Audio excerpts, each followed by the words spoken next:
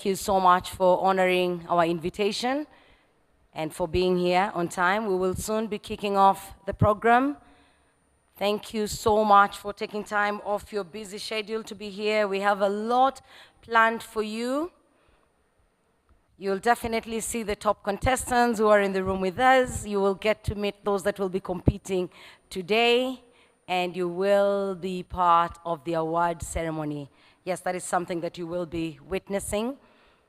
I'm just briefly running through the program as we wait to officially kick off the program. And this event will be live on YouTube. Once you go to YouTube, if you feel like there's someone who should be following this event from wherever they are, please share that link with them so that they can watch the event from the comfort of their living room or wherever else they are. We will have a panel discussion on youth and financial inclusion through Rwanda's capital market. We have a series of talks that will be coming from different individuals who are experienced in different fields. So we will request that you pay attention as we look at the different aspects of investment. Why is it important for us to be talking about investment? Why do you need to learn about the capital markets and do something about it? Because there's hearing about something and not doing a thing, but there's you hearing about the capital markets and taking interest and actually investing in it. So there's so much that we have planned for you as we wait to kick off. If you hadn't said hello to the person that is seated next to you, I'm going to give you 2 minutes to do that.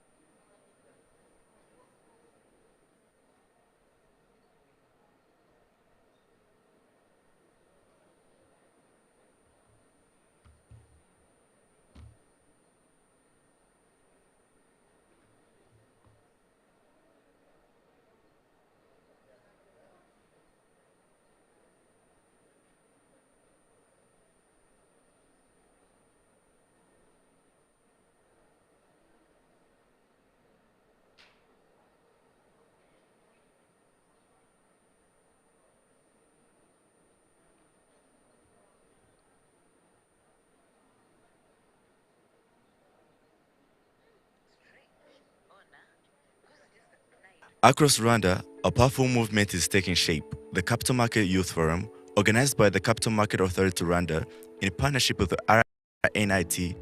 Across Rwanda, a powerful movement is taking shape, the Capital Market Youth Forum, organized by the Capital Market Authority Rwanda in partnership with the RNIT, Rwanda Stock Exchange, and RNSA, is inspiring young people to learn, grow, and take charge of their futures.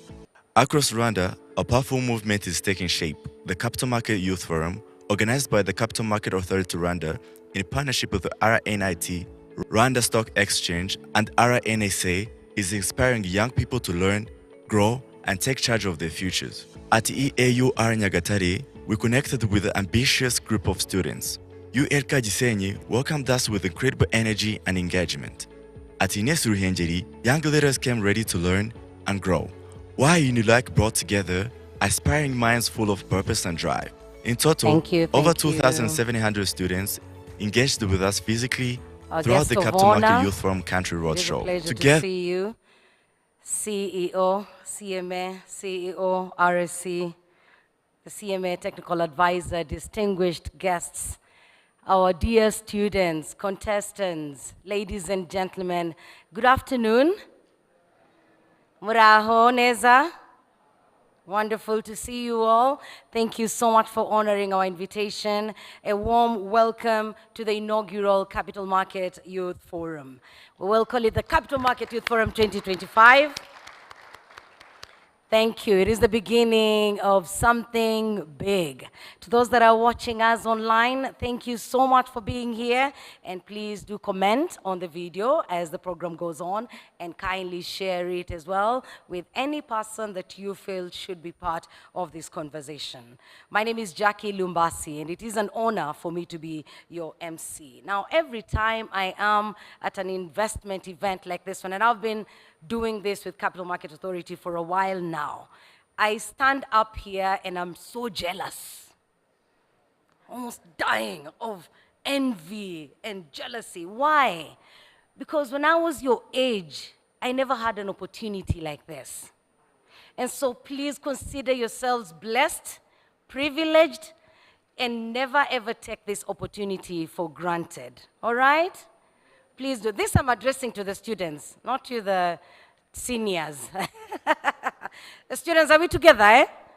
Did that reach home? Eh? Very good. Thank you. So don't take this opportunity for granted. It is a great thing that you're here, and we are talking about how to make money. We will be talking about how to save it and how to grow it. When you become as old as I am and someone is telling you, please make sure you save before you spend, you give them that look and you're thinking, it's my money. I'm the one who's going out every morning to sweat for this. Who are you to tell me how to spend it? But when somebody drums this into your ears, when you're this young, then when you grow up, it will come automatically. Well, here's the thing. Rwanda in particular, but I want to say Africa is blessed with a young population, but Rwanda specifically has a very, very young population, and a population that is energetic, excited, and very innovative. Opportunities like this give you a chance to meet people that are in the field that you aspire to join. And so if you're looking to meet someone who will talk to you about investment, this is the place where you will meet such a person. Seize the opportunity, introduce yourself, talk to them, make sure that this youth forum does not leave you the same. And this will be an annual event. When we leave this room, please let's talk to people about it. Let us make sure that they were not here, but they're aware of what transpired in the room. The hashtag that we're using is Capital Market Youth Forum. If at any point somebody comes on stage and you are touched by their message, you want to quote them, you want to share it somewhere, please use the hashtag Capital Market Youth Forum. It will make it easy for us to track that comment. And if you're watching us online, you want to comment, please do so on the video. We will appreciate it. Now, ladies and gentlemen, to officially welcome us to this venue, I would love to invite the CEO, Capital Market Authority, Rwanda, Mr. Tapelo Shole, for his opening remarks. Let's appreciate him.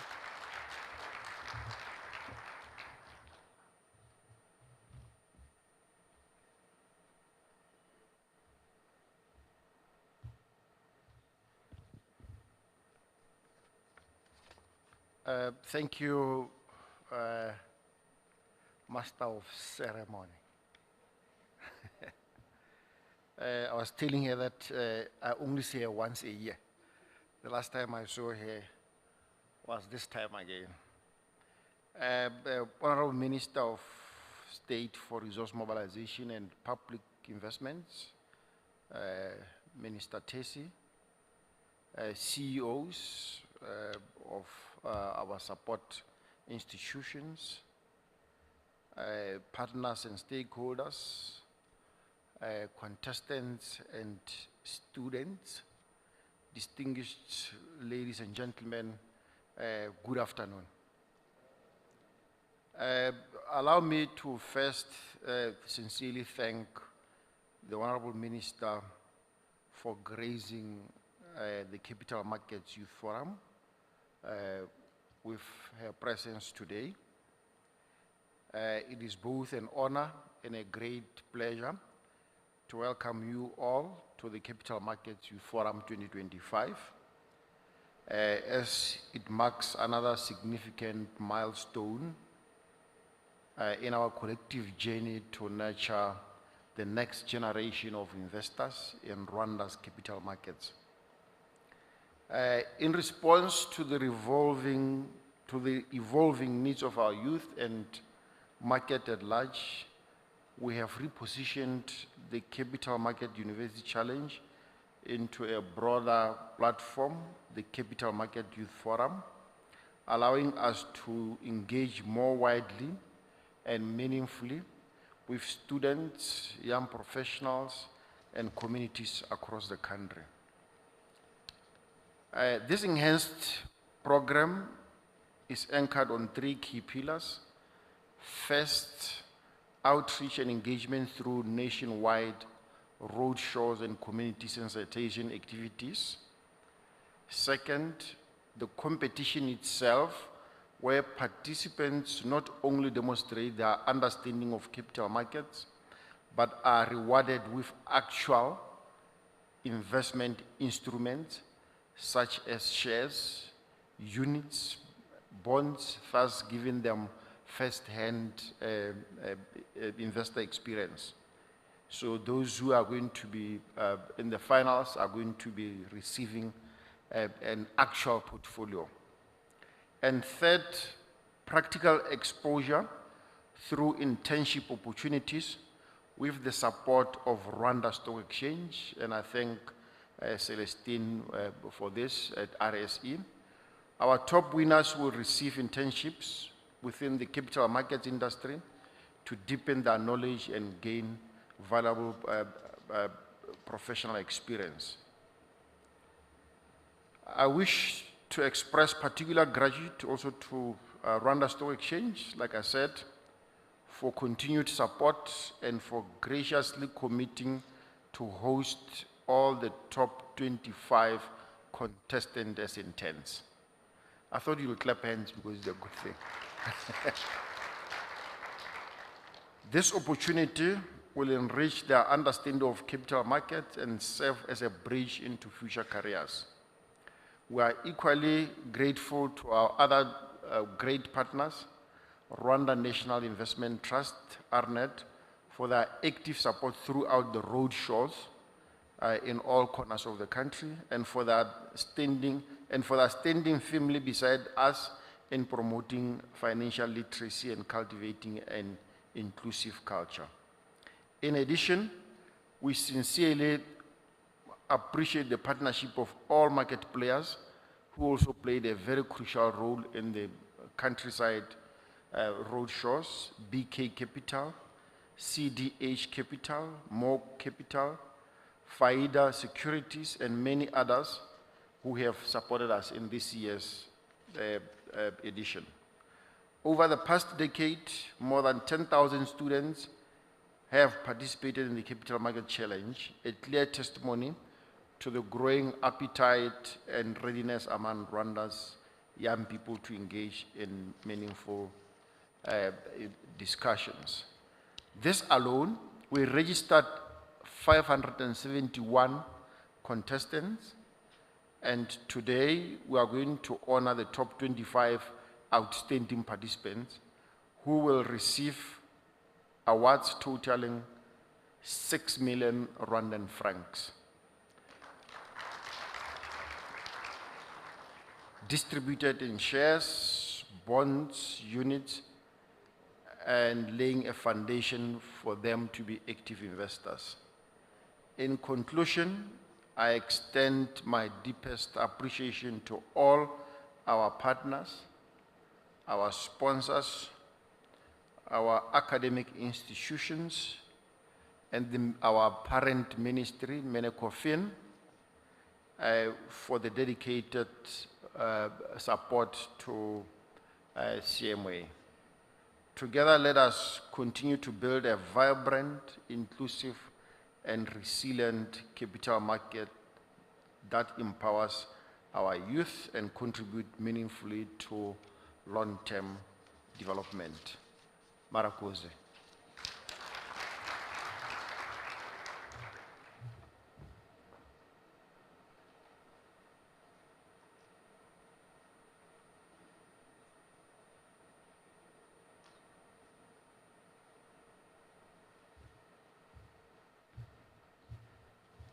Thank you very much. Let me take this opportunity to invite Honorable Minister Tesi.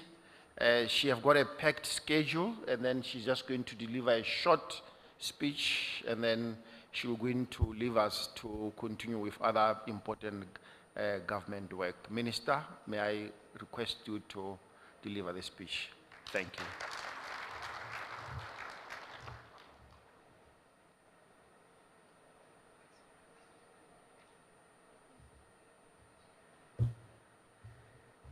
Good afternoon, everyone. No, we need to see more energy for our capital markets. Good afternoon, everyone. CEOs present, distinguished youth and students, I'm really honored to be here today. I like to think I'm one of you, so I'm glad I was invited. I believe I came as a youth, not, not as a minister. So before we start, since we're talking about empowering the next generation of investors, I need 2 volunteers, 1 female and 1 male. See, first hand, female, yes? I can't see with all the lights. Please come forward. These are very brave people. They put their hands up very quickly. Join me up. You can come through here.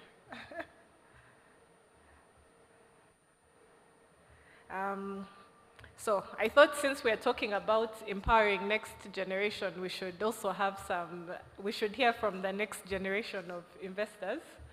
So I have Karibu. No problem. Thank you. Come on my side. Yeah. So I'm going to ask them, there's no right or wrong answer, but we want to see what you've learned. So if you had 10 million Rwanda francs today, where would you invest and why? Yeah? Can you give them the mic? Who wants to go first? Yeah? Ladies first. Thank you. Hello, everyone. Hello. I'm lucky to have 10 million Rwandan francs in my account. And I'm lucky to have an active youth to invest my money for the next generation. So, as the next generation is kept under this theme, and as the statistics of our country shows that more resources we have is the youth. We have human resource than other resources in Rwanda. I will invest 10 million, I will invest 8 million in empowering the youth and mobilize them at the extent of being the natural resources of Rwanda through professionalism and building up an education which does not have an end in the USA will have the last resort here in Rwanda. I will serve until the last person, including people with disabilities, who will be active in the next 2 years until 5 years to come. Thank you.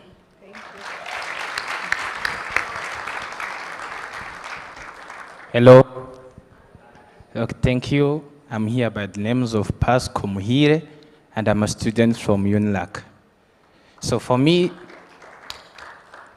if I had an opportunity of having 10 millions, so first of all, I should deal with business also because I'm a student who is dealing with business. I have different business ideas. Of course, I should consider about youth. Youth, of course.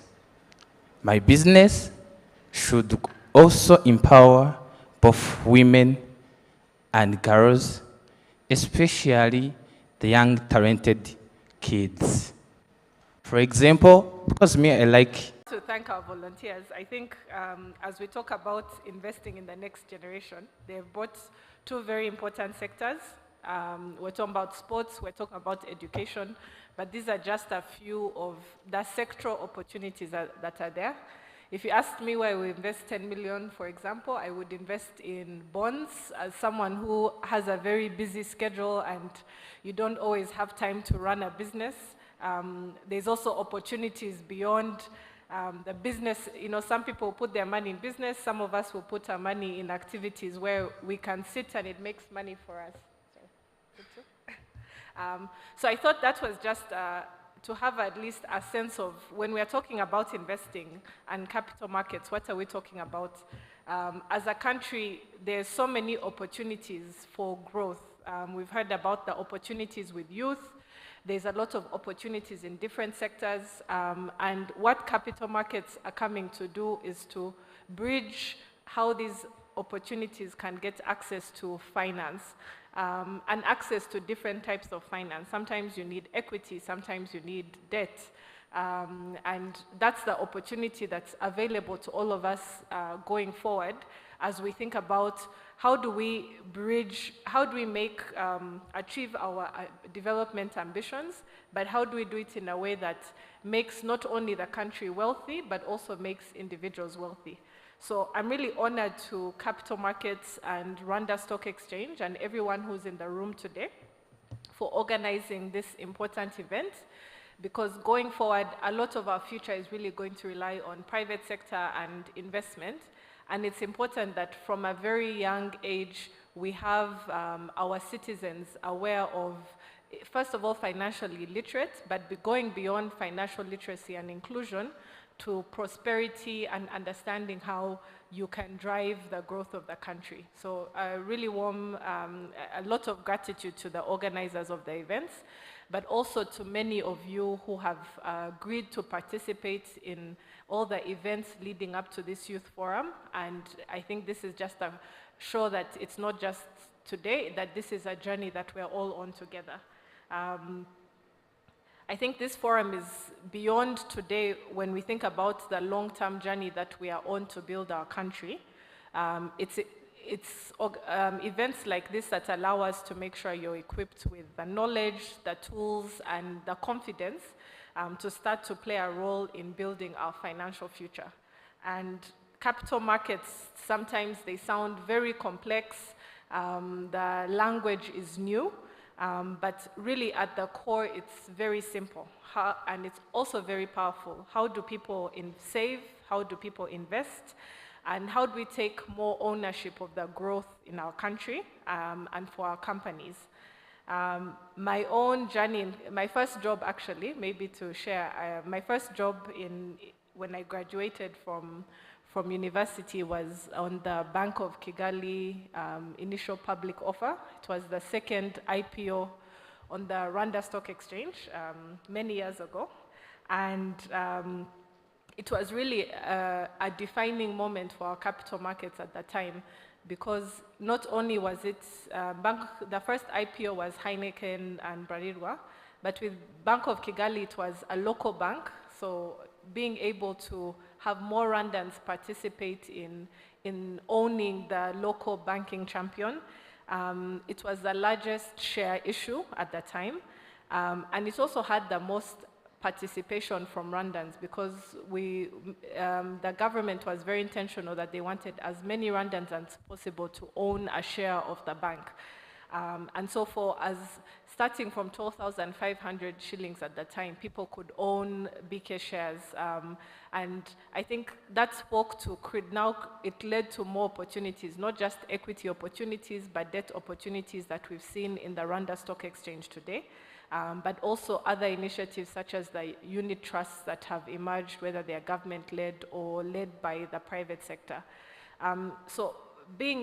I think what's the journey, both from the BK IPO, but even today, when we think about the future of the country, and many young people have a lot of ideas and opportunities, and you will need different types of capital along the way, and we're looking to many of you to be the future champions and the future Bank of Kigalis and Bariwas. I think it's through initiatives like this where you start to build your knowledge, where you start to think through how you can take advantage of the capital markets, and it also helps increase that knowledge countrywide, so that it's not just you, but also the communities that you're coming from that can help increase capital market literacy going forward. And that's how we'll get more of you investing, but I think even more importantly, more of you becoming the companies that many of us will invest in going forward. So I think an example, one of your speakers today is someone, David, who went through the challenge and is now within the financial sector space. So we really believe capital market events like this, it's to make sure you have the right tools to continue to guide you. Personally, I wish I had also had opportunities like this when I was still in university, so it's good that we are starting very young, and I think it's the responsibilities on many of us to continue and also educate our friends and our family members on how they can be part of this. And then maybe lastly, what I want to end on is, when we talk about capital markets and business, the strength of any market is built on trust and accountability. Those are also two values that we've built the nation on when it comes to how do we ensure that if you're investing in a company, you trust that if they've said they've made 1 billion in revenues, it's really 1 billion in revenues. How do you make sure that financial statements are accurate? So I think even as people who, whether you want to be in capital markets, whether you want to be business leaders, whether you want to be accountants, a foundational value that we all have to maintain for us to all be successful will continue to be trust. People won't invest where they have no trust. So as you go out, it's important that you think about this. You're transparent with investors, you're transparent with your staff, you have audited accounts, or you're transparent accountants, because financial services really depend on trust. And beyond the knowledge that you are acquiring today, I think it's also important we keep the values. The second value is accountability. We always talk about accountability as a nation, but also accountability in financial services. If you're given money, you should do what you're supposed to do with the money. Don't get a loan from the bank and buy a personal car if the loan was for machinery for your business. And a lot of times we see when we start to talk about money, sometimes they say money is fungible and can move. But when it comes to business and capital markets, money is not fungible. If you say you're going to use your money to pay debt, use your money to pay debt. And so as young people who are going out into the private sector, who are going out to work, I think it's also very important that these values of trust and accountability are part of your foundational knowledge, not just the technical knowledge of how to do this. So we are also looking to you to ensure that in the communities you operate, in the businesses you build or you work in, or in the financial sector, you also be champions of trust and accountability if we are to build a strong financial sector that is not just for Rwanda, but is for the continent. We are looking to build a Pan-African international financial center, primarily Pan-African.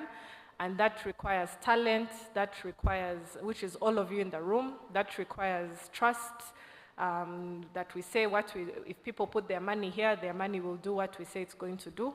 And it requires accountability, and that really comes down to the people who will be working in these sectors and in this business.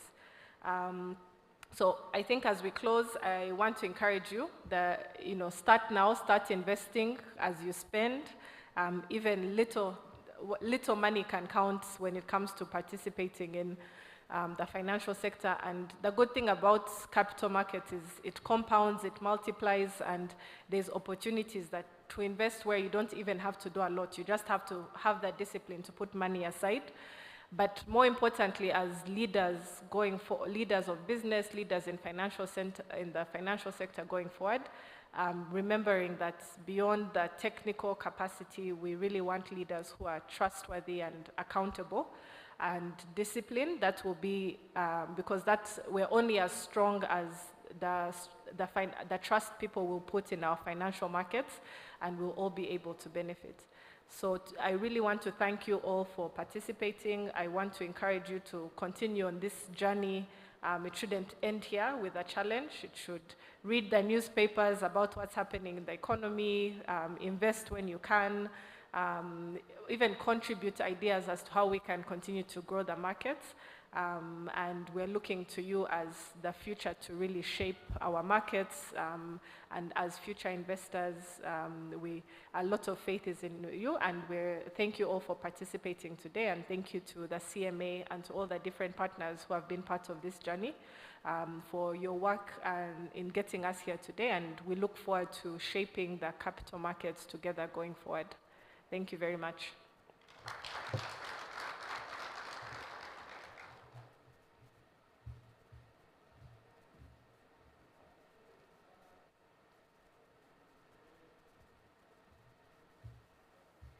The Honorable Minister said she's here as one of us, so let us appreciate our youthful guest of honor,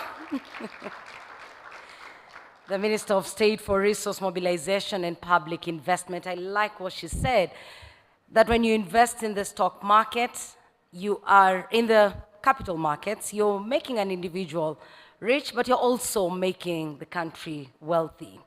And I was so impressed by the two young people that came forward sharing what they would do with 10 million. Many years ago, if you had asked someone, what would you do with 10 million francs, they'd say, maybe I'll open a shop and sell bags. And suddenly you have a whole lane of people selling bags and shoes. So it was very good to hear that they have unique ideas. Those are brilliant ideas. That speaks to what is in this room. Honorable Minister, thank you so much for taking your time. Before you leave, I'll request you give us just a few minutes of your time for a group photo. Please, yes, I'll invite the minister to come forward. She'll be joined, we're going to take it in 3 different phases. So the minister and the CEOs, this particular table, and then we'll have all the speakers, everyone that will be coming on stage will join the photo, and will be joined by the top 25 contestants. Thank you. Protocol team, help me out with that. The photography crew, you'll help us arrange the individuals coming for photos. Please help. Yeah, where do you want them to stand? Okay. On the stage. Okay.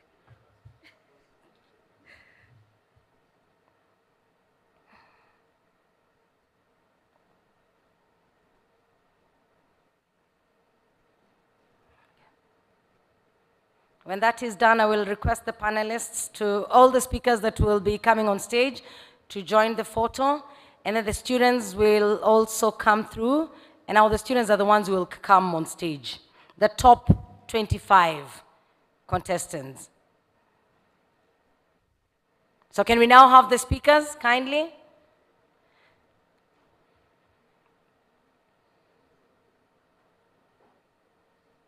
Camera crew, help us arrange them if you want some to come behind. But I know I would love the students to climb the stage later. Okay. I think some of you might have to climb up. Yeah. Yeah, kindly.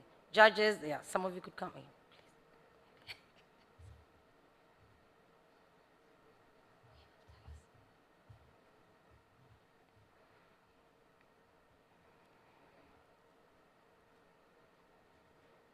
The top 25 will come up on stage, and that will be the last group photo that we take. Magnifique, you should join this group, please. You're our coordinator. You see, Magnifique knows the people to call. Please, come. Yeah. For those who are watching us from home, thank you so much for being part of the inaugural Capital Market Youth Forum.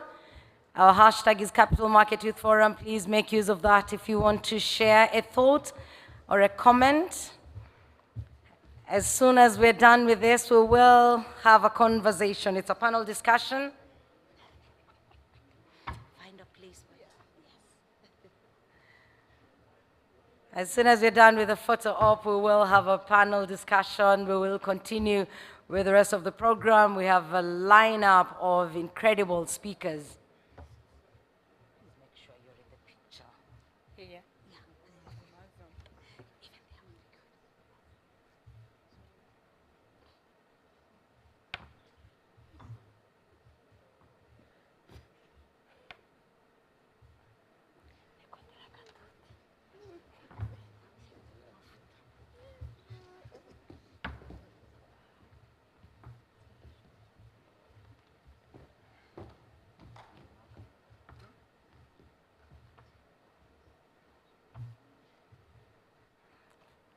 Thank you very much. As you heard from the CEO earlier, those of you who are used to the University Challenge, it has simply been repositioned into something broader, something bigger. And as the minister said, the capital markets can be complex sometimes, but a platform like this will simplify it for you. So while you're here, please ask questions, make sure you interact with the people in the know. They will respond to all your inquiries, so make sure you talk to them. Thank you so much for being part of the inaugural Capital Market Youth Forum. At this juncture, I would love us to start off an interesting conversation. We are going to talk about youth and financial inclusion through Rwanda's capital market. I will be moderating this conversation, but to help me steer it, I would love to invite on stage incredible individuals, as I said earlier, starting off with Mrs. Agnes Uwera, who's a financial wellness coach and founder of IGIHE Initiatives. Let's appreciate Agnes. Next is David Gatsinzi, investor and financial professional with experience and expertise in treasury management. Take the seat right next to Agnes, David. And last but not least, Keza Ketsia, who's a program coordinator at iDebate Rwanda. Let's appreciate Keza. Thank you. And my name is Jackie Lumbasi. I will be moderating the conversation. As I said, the topic is youth and financial inclusion through Rwanda's capital market.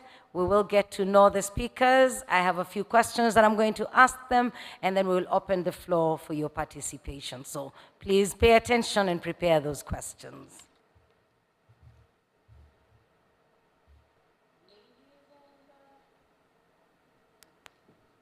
Good. I hope your mics are on now. Yeah, thank you. It is a pleasure to see you all. Thank you, Agnes, David, Keza. Thank you for making time to be here. And once again, if you wish to take part in the conversation, you wish to share your thoughts, please don't forget to use the hashtag Capital Market Youth Forum. We will find that comment. I would love to start off with a brief introduction of yourselves. Keza, I'll start with you. Briefly tell us about yourself and what you do as iDebate Rwanda.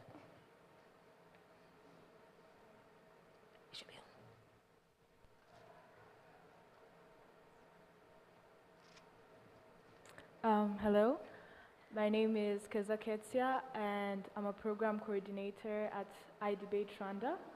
We organize debate competitions to help high school students with their critical thinking and communication skills, but we also organize competitions for financial literacy, such as Money Makeover Challenge, where students get to apply everything they learned during that time period, saving, budgeting, investment, and they get to apply it in a scenario, and they're awarded financial products just to make sure that they're included while they're still in high school. Okay, thank you, Keza. David? Thank you so much. I'm David Gatsinzi. Hence, we are at the capital markets. I have history with capital markets, as the Minister said. I was a participant in capital markets university, and I think I'm in the first people who attended that. Now I'm a CEO of Alama Consult. It's a consulting firm. We also do coaching the financial literacy in youth and less privileged individuals, you know. We do it as a passion, but also we do business advisory. And also I'm a co-founder of an NDFI. It's a recently listed financial product on the market, regulated by BNL, where we provide micro loans for startups. So youth, you can reach out. Thank you so much. Thank you, David. Pleasure to have you here. Agnes? Thank you for having me, Jackie, and thank you, everyone. My name is Uwera Agnes Bazimia, and call me the Money Maven. I speak... The money what? Money Maven. Ooh la la, okay. Money Yes. Maven. Yeah, I'm an entrepreneur. I'm the founder of IGIHE Initiatives, and I speak financial wellness. I also do business development services, and I'm a professional gender expert. Agnes, when you say financial wellness, what does that mean?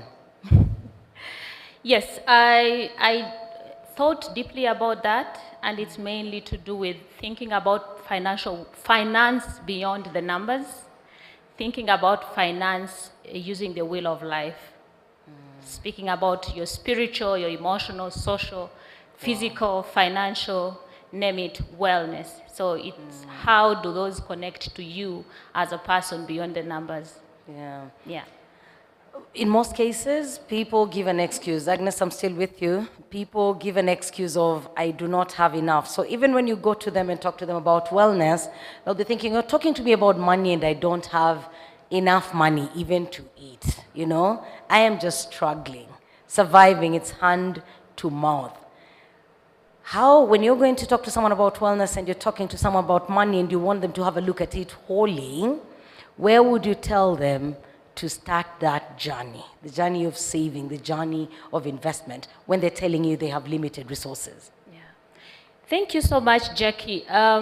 Because today's theme is mainly targeting the youth, I would like to go back some years, like 28 years, when I was youth, and how it felt. I think today a university student is getting a stipend of about 40,000 Rwanda francs. When I completed secondary school, I got myself a job and I was getting 25,000 Rwanda francs. Yes, don't be surprised. That was my salary, and that's what I had to live on for transport and everything. However, I did not see that as a limitation. In fact, from that money, I saved, and I got enough to go and enroll for university within a space of 1 year. So don't you sit back and tell me you're getting so little. That is a limited mind. It means you're living with scarcity in your mind and you're not dreaming to grow.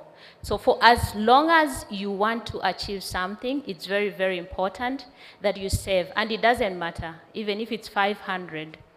I also, part of the coaching sessions that I do deliver, I use the things that we learned in nursery. 1 + 1, we used to say it is equal to 2.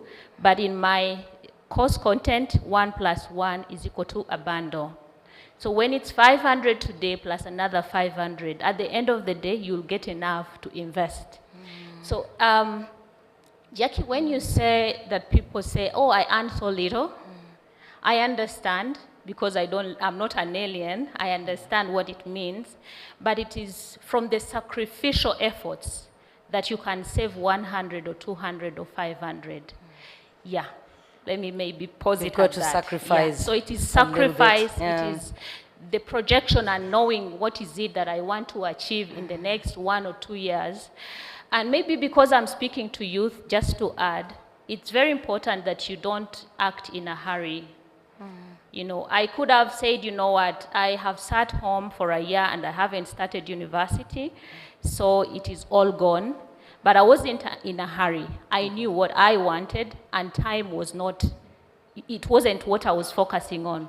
What I was focusing on was the goal. So it is very important that you, yes, it is good to walk in the right time, but when you know that it is not easy, take your time, plan, you will definitely get there. Because, you know, for some people, it is very quick. For others, it takes time. baby steps. Yeah. Thank you for that. Yeah. David, you, a few years ago, you were in the position that most of the people in the room are at. But today, you've gone out there in the world, you have educated yourself, and you've got a lot of experience with the capital markets. When you look at these people, where will you tell them opportunities are found? To which direction will you point them? Thank you so much. As a former student, I'm also still a student. We really had a good time there at the capital markets. You know, we benefited from the capital market incentives like CISI. I don't know if you have heard of it or if it is still ongoing, but that really enlightened me about capital markets, and hence then I started getting interested in the capital markets. So, and its performance. Lucky enough, I worked in a bank, in a treasury department as a treasury manager and analyst. So I give all thanks to capital markets. Thank you so much, capital markets team. So, to speak on the opportunities that are there, as well said, we need to start saving. Now we have all infrastructures that can enable us to save. Fintechs are there, RNIT is there, and there are other opportunities to save. You can even create a CSD account with central bank and invest in bonds, even also in other forms, mutual funds and everything. So I think as youth, as we are, we can, now that we don't have a lot of challenges, as well as said, we don't need to, we are not in a hurry on any expenses that we're making today. So to me, I will say that we save little by little, we create groups of savings, then we invest in future. We talked when we are telling people about capital markets, we say the investment clubs. How can people pool funds together? You get your stipend of 25, now it is 40 I had, by our time it was 25. So 40K, you save maybe 10% of it. When you put it together, you are going to get a certain amount of money. So if you invest in, for example, let's say you open a CSD account, as a group you're allowed to invest in the national bank issued securities like T-bills, T-bonds, and others. So this is going to help us to give less burden our government, you know. Not only that we are going to create our own wealth, and also speaking on an aspect, an aspect of Pan-Africanist or a patriotic Rwandan, young Rwandan, let us do this. Let's make saving, investing so cool that someone who doesn't do it now is not updated. If you bring Ariro, it was Ariro, but again, if I say it, maybe it won't sound little, but again, we were able to attract even investors after we've saved. Now we have something to start on. So let's save, and also another thing, when you save in the capital markets, you can use this thing as collateral. Nowadays, we heard from our friends, they were talking about their businesses they want to invest in, and some they are going to use in youth empowerment.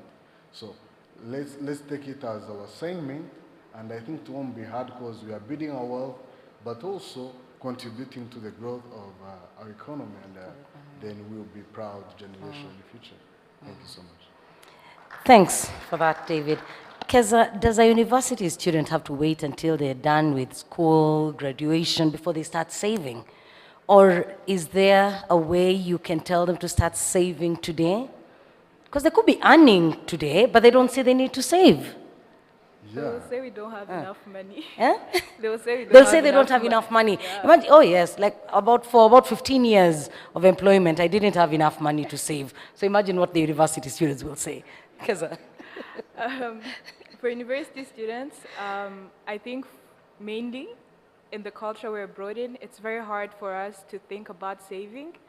When we go in university, we have this mindset of, I finish university, I'll get a job, then I'll start saving. And then it reaches a point where when you're starting to learn about saving and opening a bank and then getting a loan, you're already 30, and that's when you're starting to know about money. So I do think they need to start even before university. I think Agnes said it, if you can save 500 when you're still getting 1,000 a day or when you're still getting 10,000 a month, imagine how much you could save if you're getting 1 million or 2 million. And mostly, I think financial inclusion is not just about saving or investment, but it's also about the mindset you have with it. If you can save little, you can save much, and if you can invest little, you can still invest much. So if I could, my children, they could start saving in primary. The economy is very tough. Keza, tell us about Money Makeover.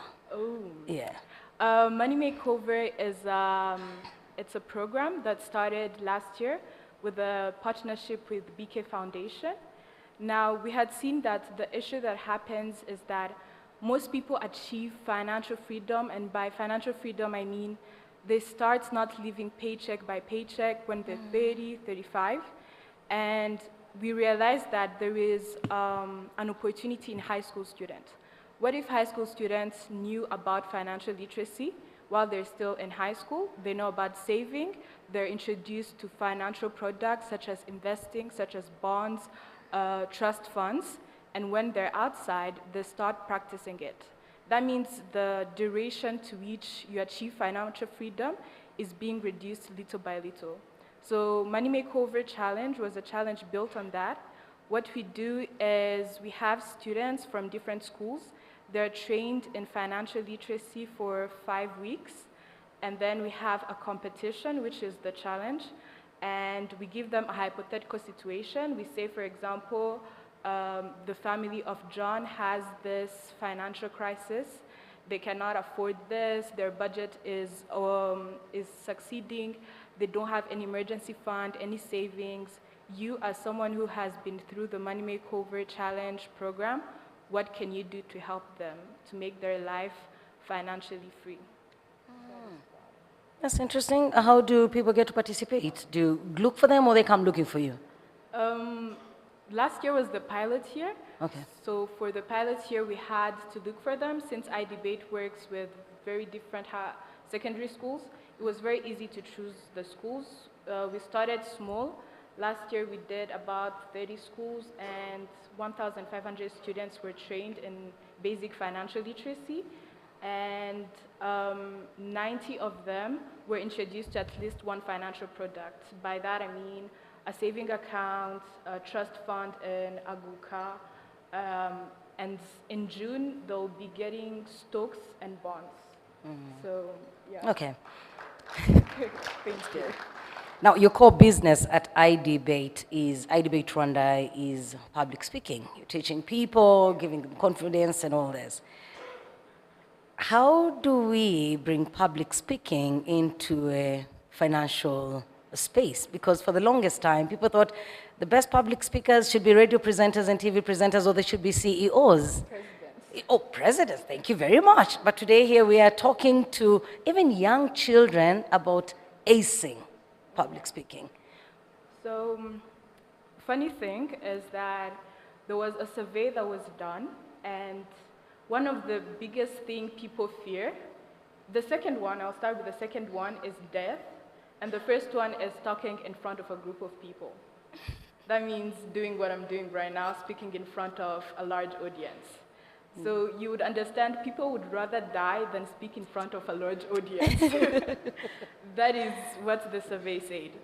So I debate Rwanda in terms of communication skills and critical thinking. You can get our idea through. And public speaking is, I think, should be part of basic skills, because imagine having $1 million idea and you cannot explain it what it is. Yeah. That would be very sad. Knowing it so well in Knowing your so head, well, you can't bring it out. especially people in tech. Since I study software engineering, one of the things that we face is that there's this brilliant people with apps, but they cannot explain what it does. Yeah. But talk to them in terms of code, oh, they'll explain it. But in terms of enticing it for investors or people to invest in it, that is very hard for them. And that is something that I think we try to solve as much as we can, especially with high school students. Agnes, I saw you nodding your head. You want to add something to what she said? I really love what she said, and it's called glossophobia, the fear to speak in public. You can, and there's only one person that can speak for you. It is you. There's only one person that can bring out what you're thinking or what you feel and how you feel it. So it's very important. Maybe what I wanted to add is, I'm now in my school of learning to speak French, but it's very important that as much as we want to use our language, which I advocate for, Ikinyarwanda, I really want to advocate for university students, for young ones, to train themselves on how to use other languages. Because it's very deadly when you go to a community that requires you to speak in French or English, but you all the time need a translator. You can't express yourself. I don't like translation for one reason. It doesn't give me the originality of the message. Yeah, so that's what I wanted to add. Thank you. Yeah. Beautiful, beautiful. David? Thank you so much. I don't know much about philosophy and how people should be able about speaking their minds, but in line with what she said, I think they are really doing a good job at their debate. I hope we will have debate. I hope it goes with debating. The people talking about finance, you know. I went to mobilize my business in Nyagatare, and people, as I told you, I learned an NDFI, non-deposit taking financial institution. So when we went there, we were preaching our products, you know, and then people were excited to hear about our interest rates and the terms of our loans. But surprisingly, they could not ask directly questions, be like, how can I come, how can I get you? And they quoted this Kinyarwanda word. They said, amafaranga ni nka sida, amafaranga ni nka sida ntawe yavuga mu ruhame. To put it in English, they wanted to mean like, you can't talk money in public. And I think our goal should be aiming at making cool talking about money. We'll get that fear of money out of us, you know. As future investors, we need debate and such incentives as this to talk about money. How can we save it? How can we multiply it? How can do we know the implication when we save? What does it contribute to our economic growth, you know? And as economic growth, you know, you save, then government, when it's going to need money, doesn't need a lot from borrowing, then that is going to reduce government and everything. So I think we should make this thing of talking about money, saving, a debatable topic. You know, we took it freely. I've invested in here. You've invested there. How, as young people, we have many things that put us together. how can we now start talking about it? And then Mothers and mothers were, as far as money and wealth creation is concerned. What do? Do you just sit with them and look at them and not say anything? You say it. Is that so? You will say it. You will express yourself. What am I trying to say? If you really want to create wealth, if you want to attract money, let money know that you actually love it and you want to have it. Yeah? You need to teach us the money language in that case, Agnes. Yeah. Sometimes I meet people and they will say, Ariko Agnes urumuchire. And you know, in the Rwandan context, sometimes umuntu yavuga ngo ya ntago ndi umukire. For me, please call me rich.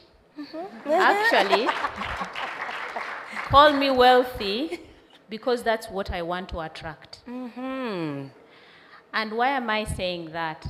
It's a mindset shift. Even for you, the youth, start inviting wealth. And the first one I said, you shift from saying, I have so little, and start to save even if it's 500. Because what you know is that from 500, you're going to get 1,000. It's a shift. The other shift is the paradigms, and I think David said something to do with paradigms. Ngo amafaranga ntawe uyavugira mu ruhame. Kandi suko twicaye ahangaha sukubera amafaranga. Sukubera amafaranga twicaye ahangaha. Yego. Kuki tutayavuga mu ruhame. So the mindset shift. Feel like it's cool to talk about money, to discuss, to have conversations of money. Because then when you're having conversations around money, it will help you to lay strategies on actually how to attract and how to work for that money. That's right. So the more you put a bridge, the more you put a distance between you and the conversations around money, the more the money will run away, isn't it? Okay. Isn't it? Okay. For me, that's what I believe in. So every day I wake up, even what I encourage the youth in this room today, is to shift from thinking, oh, I'll wait until my next job. What if you don't get a job? There are people that finish school. There are some of you who are going to graduate, and you will, you will take your CVs from one to the other, and there is no job. I have a friend of mine, she's Kenyan, she's called Angela. She's a multimillionaire today. Maybe in the next one, she will be on stage to come and speak to us. Yeah. But she started saving from her monthly stipend, and she started to invest. You know what she did? Among her fellow students, she would lend them 1,000, and she said, okay, I'll give you my 1,000. Tomorrow you'll give me 1,200. Isn't that business? Yes. So it's very, very important that you shift your mind from, being limited. And then the other mindset shift is now going to thinking about women and men. The truth is, boys and girls, we all need money. But the society puts a lot of pressure, for example, on men. Some of you are at university, but you're already thinking about the woman that you're going to marry and how you're going to keep her. There are some of you who are at university, girls, that are thinking of the next wealthy husband that you have to look out for. Truth be told,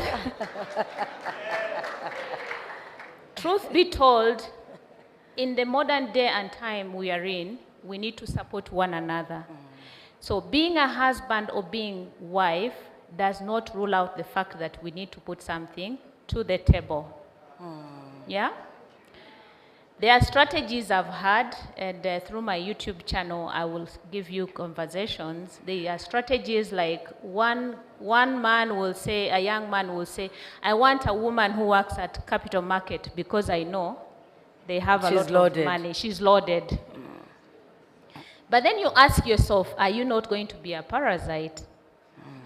The mindset shift now going back, it's very important that you shift from the fact that you want to be a parasite.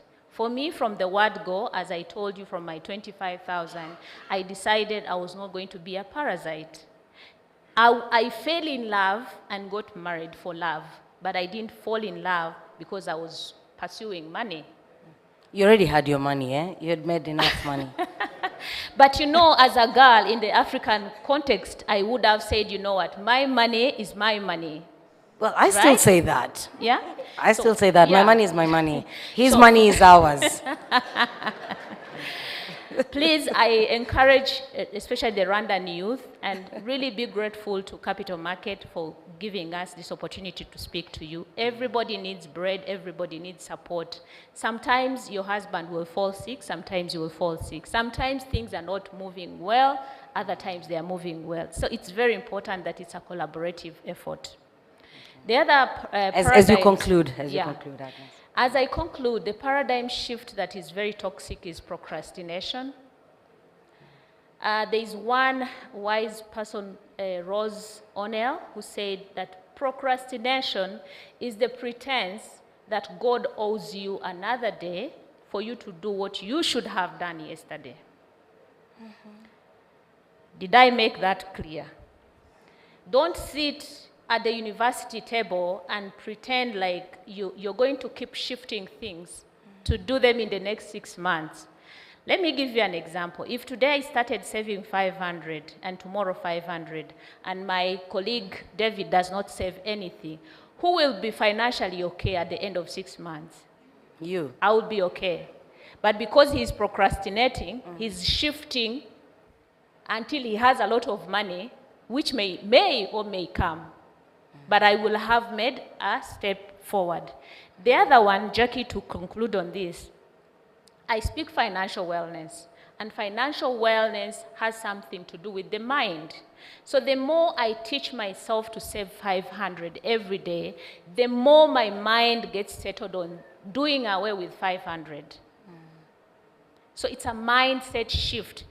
And when you do it, professionals say, when you do that over a period of 90 days, it becomes a part of you, and you will not feel like saving 500 is a problem. If anything, you feel like it's cool. You will sit with friends and say, you know what, I have already saved my 500. And thank you to institutions like RNIT. I saw Jean-Paul here. I am a proud investor in RNIT. From my 25, hello. Wow, wow.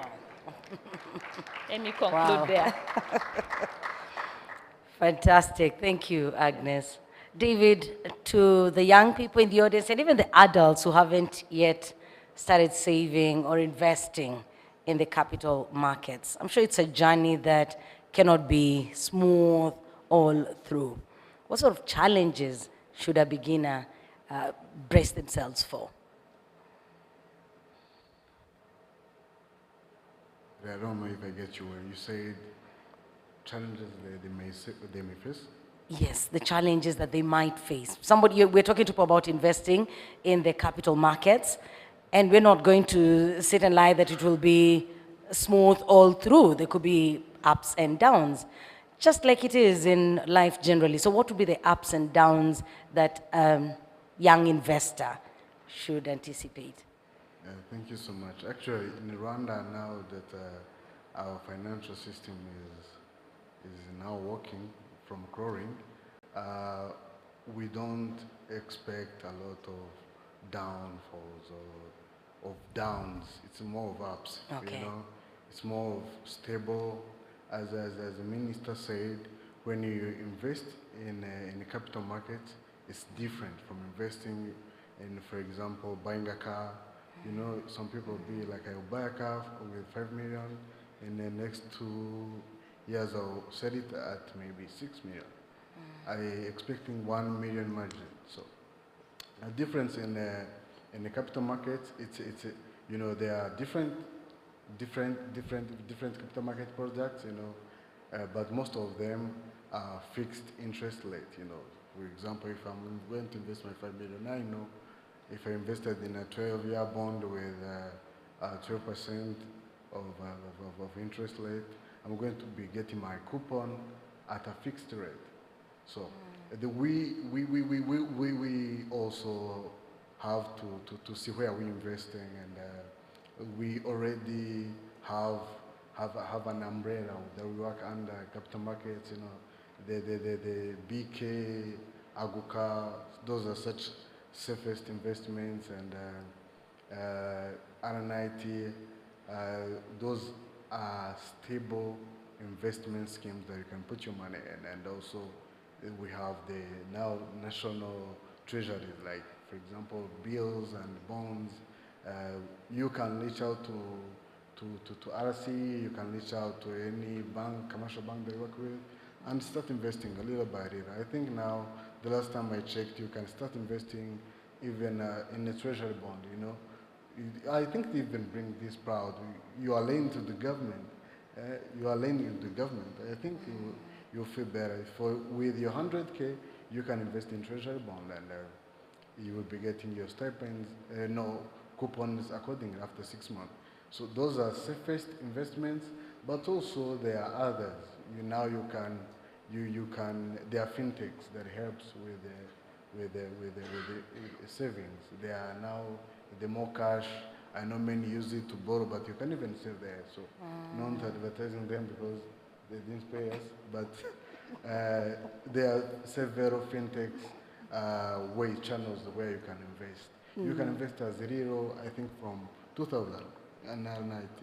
I'm also a proud investor in RNIT. So, but also something that I want to mention that also the minister quoted, we should also, as young people, as future investors, if that's what we aspire to be, we should also make this habit of reading, getting interest.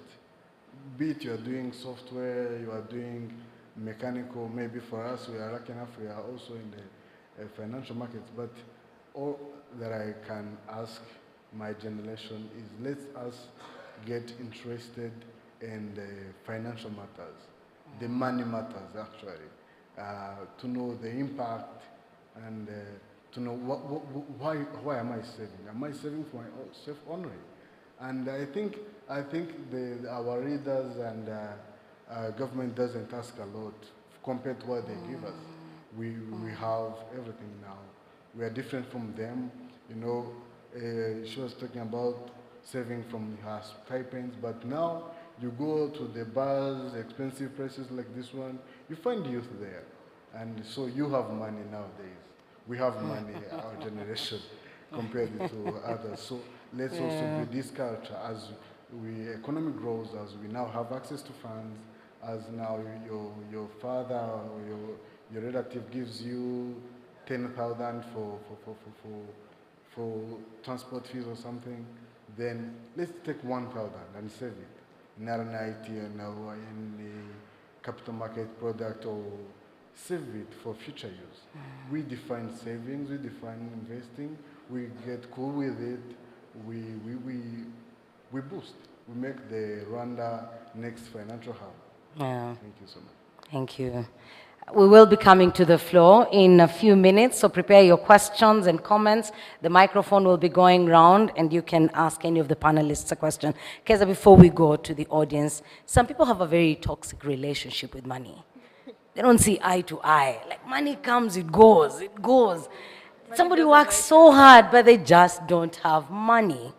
And in some cases, maybe it's because we meet it late in life. We were not educated about money. Financial literacy is alien to us. So why should one educate themselves about money? Why should they be financially literate?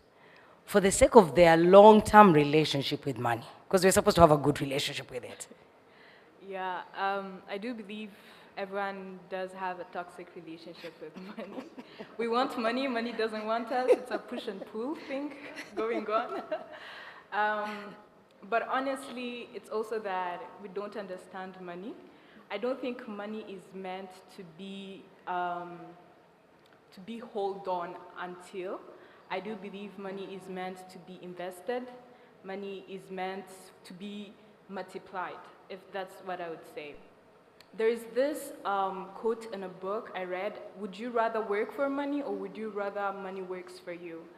And at this age that I am, I can work for money because I still have the mindset, physical ability, but at an age where I'll be old, I really want money to be working for me and for me to be enjoying that money.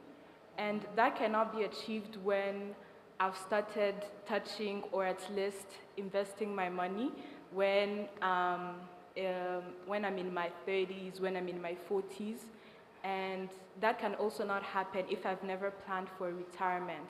And retirement doesn't start at 35, because when you think about it, someone who planned for retirement at 18 years old and someone who planned it at 35 years old, we know who's richer in that context, right?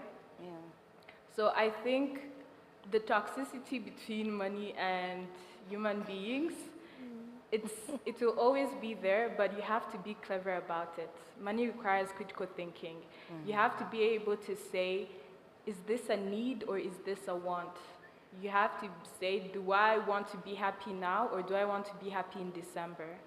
And if you're willing to do the discipline for it or make sacrifices for it, I think Agnes said it, money will be attracted to you. I hope money will be attracted to all of us. Yeah. Thank you for that, Keza. And now can we see a few hands up? We'll have time for 2 questions, 2 to 3 questions, quick ones. You'll introduce yourself quickly and keep your question or comment brief, and then we'll have, and you could say who you want the question to go to. All right, I see 1 hand up. Oh, those are very many, more than I wanted.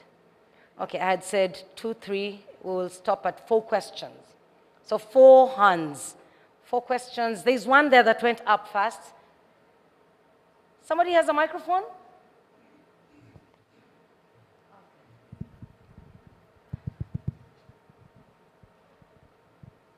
There's someone right there in front of you.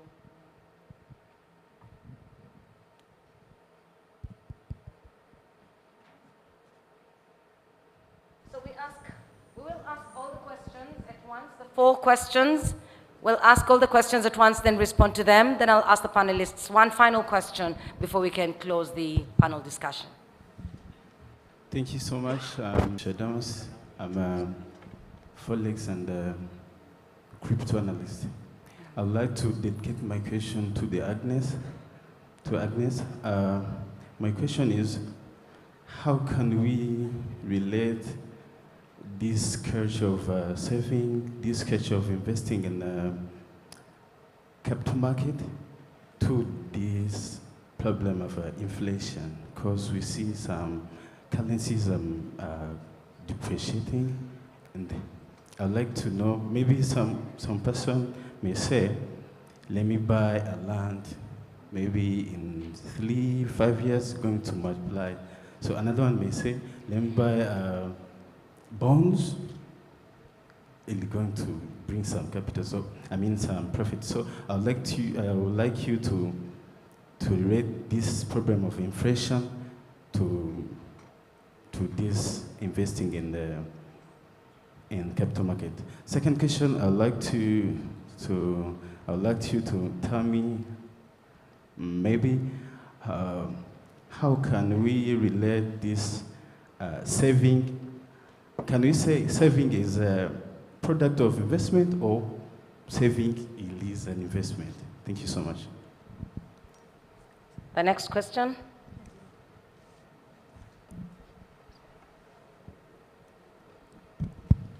Okay, thank you. My name is Eric from East Africa University, Rwanda. So I want to ask Keza. Keza, most of the youth are afraid to invest because of the lack of confidence. So how can, which thing encouraged you to be where you are today, and how can you advise us? In summary, give us your, your experience in business. Thank you. Thank you, Eric. There's a lady somewhere there. And then we'll come to this gentleman. He'll be the last guy. Thank you. I'm Rose Karangwa from Mount Kigali University. My question goes especially to Agnes. This capital market that we have learned today is a good initiative. How are we going to make sure that it reaches a larger population, especially in villages? I'm very sure there are some ladies or even men. As I said, I'm called Mihire. I'm from a university, which is UNLAC. So I have two questions to ask. The first one, any of these speakers can answer me, no problem. I would like to ask, should we save or invest? That one. The second one, so we are talking about capital market for the youth. Also, it goes with digital, okay? And also, we are here, we are from Kigali, and we know the population of Rwanda, around 69%, we are youth.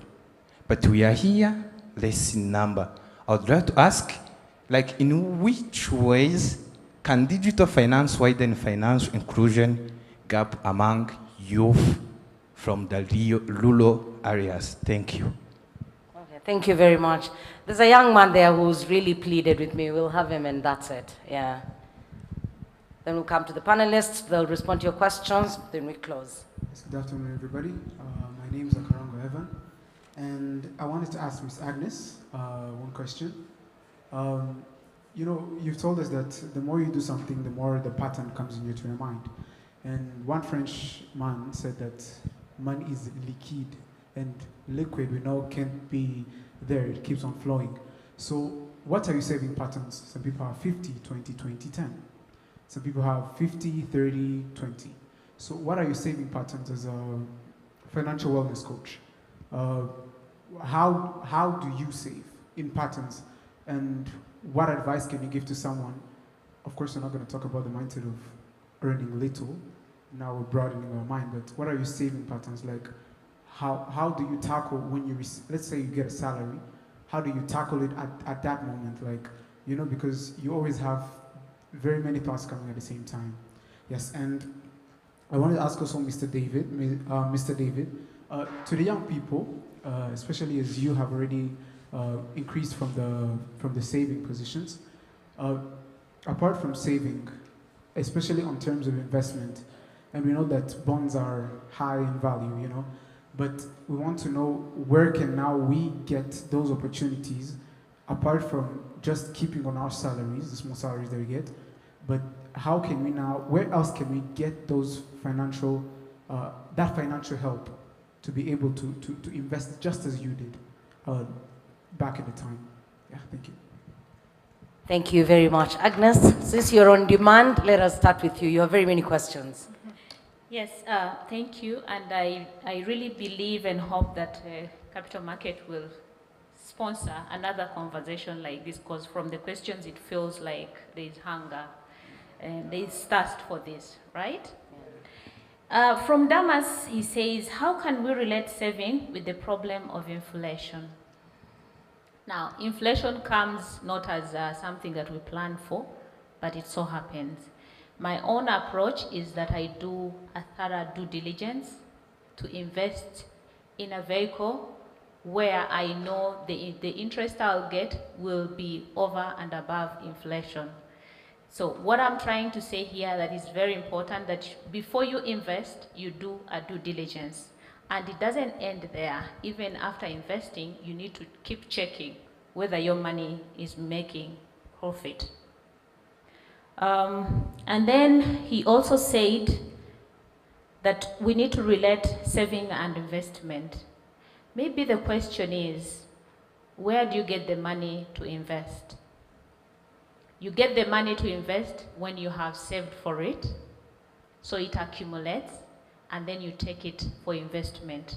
In Rwanda, we have quite a number of vehicles. We have RNIT, we have MMFs, we have bonds, we have treasury bills, name it.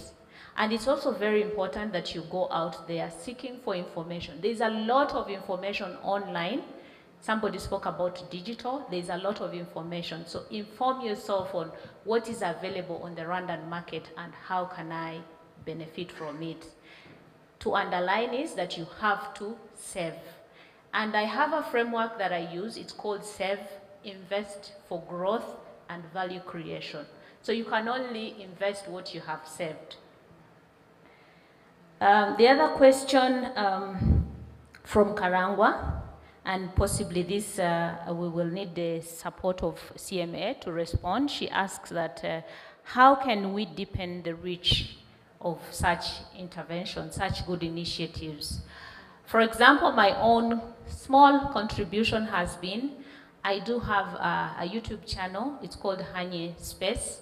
And I do share some conversations in Chinyarwanda so that we can help people that don't speak English to understand when we speak about capital market or when we speak about investment, what do we mean? And so you who has been here in this room or who has walked a journey with CMA, it's very important that when you go back to the community, you craft small messages to help the people within your community. Remember, it is our role. Your role and my role will contribute to the growth of this initiative. However, earlier when the minister was speaking, I also noted something that we shouldn't leave what we learned in this room.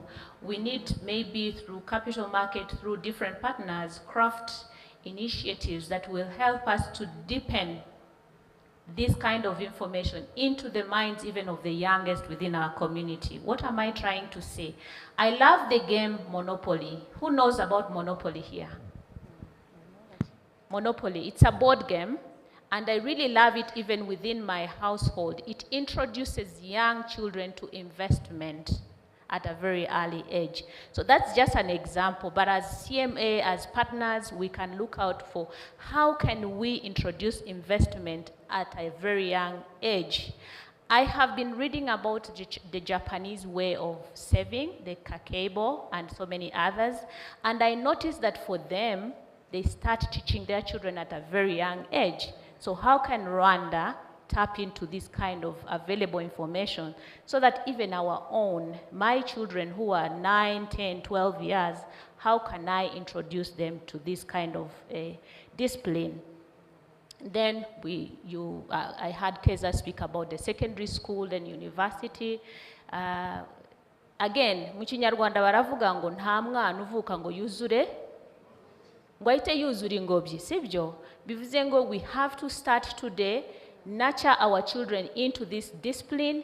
They will grow with it, they will live it, and they will enjoy it. They will look at it as a cool thing. The last question I think is from, is it Evan? Did I get your name right? Yes, he said that the more you do it, the more you become good at it. And you asked mainly about the best formula that I use. I wouldn't say today that whatever fits my income will fit your income. And this is a message to everyone. It depends on your race. When I say race, it means where are you today with your money?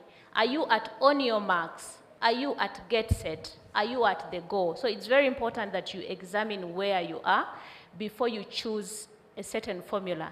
And you know these formulas are not cast in stone. Today I could be using 60, 30, and 10, and then 2 years down the road I use 70, 20, and 10, or another period I use 50, 20, and 30. So it's not cast in stone, but what is very important is for you to determine where are you today, and then you zoom into the future, of course thinking about your will of life. You know, the 8 key things that we look at when we are trying to speak financial wellness. Again, you don't want to craft a formula that is going to keep your shoulders very heavy, because some people have done that, and you know, part of what they save, the next month they go and remove all of it because this formula they used is wrong. It's keeping them in debt. That's where you see people taking a lot of ODs, overdrafts, because what they have done, they have put a 70% in saving, but they don't have enough to feed on. So it's very, very important. Thank you. Thank you, Agnes. Yeah. Thank you. David? Thank you so much. I will start with a question a brother from behind asked about depreciation actually of currencies. there are some factors, when we are doing economics, there was a word called ceteris paribus, holding other factors constant. So, not saying that you ignore that, but that's how now we have to get interest into financial matters. Now, how do I hedge? How do I hedge the risk of currency depreciation? How do I manage the foreign exchange risk that's involved?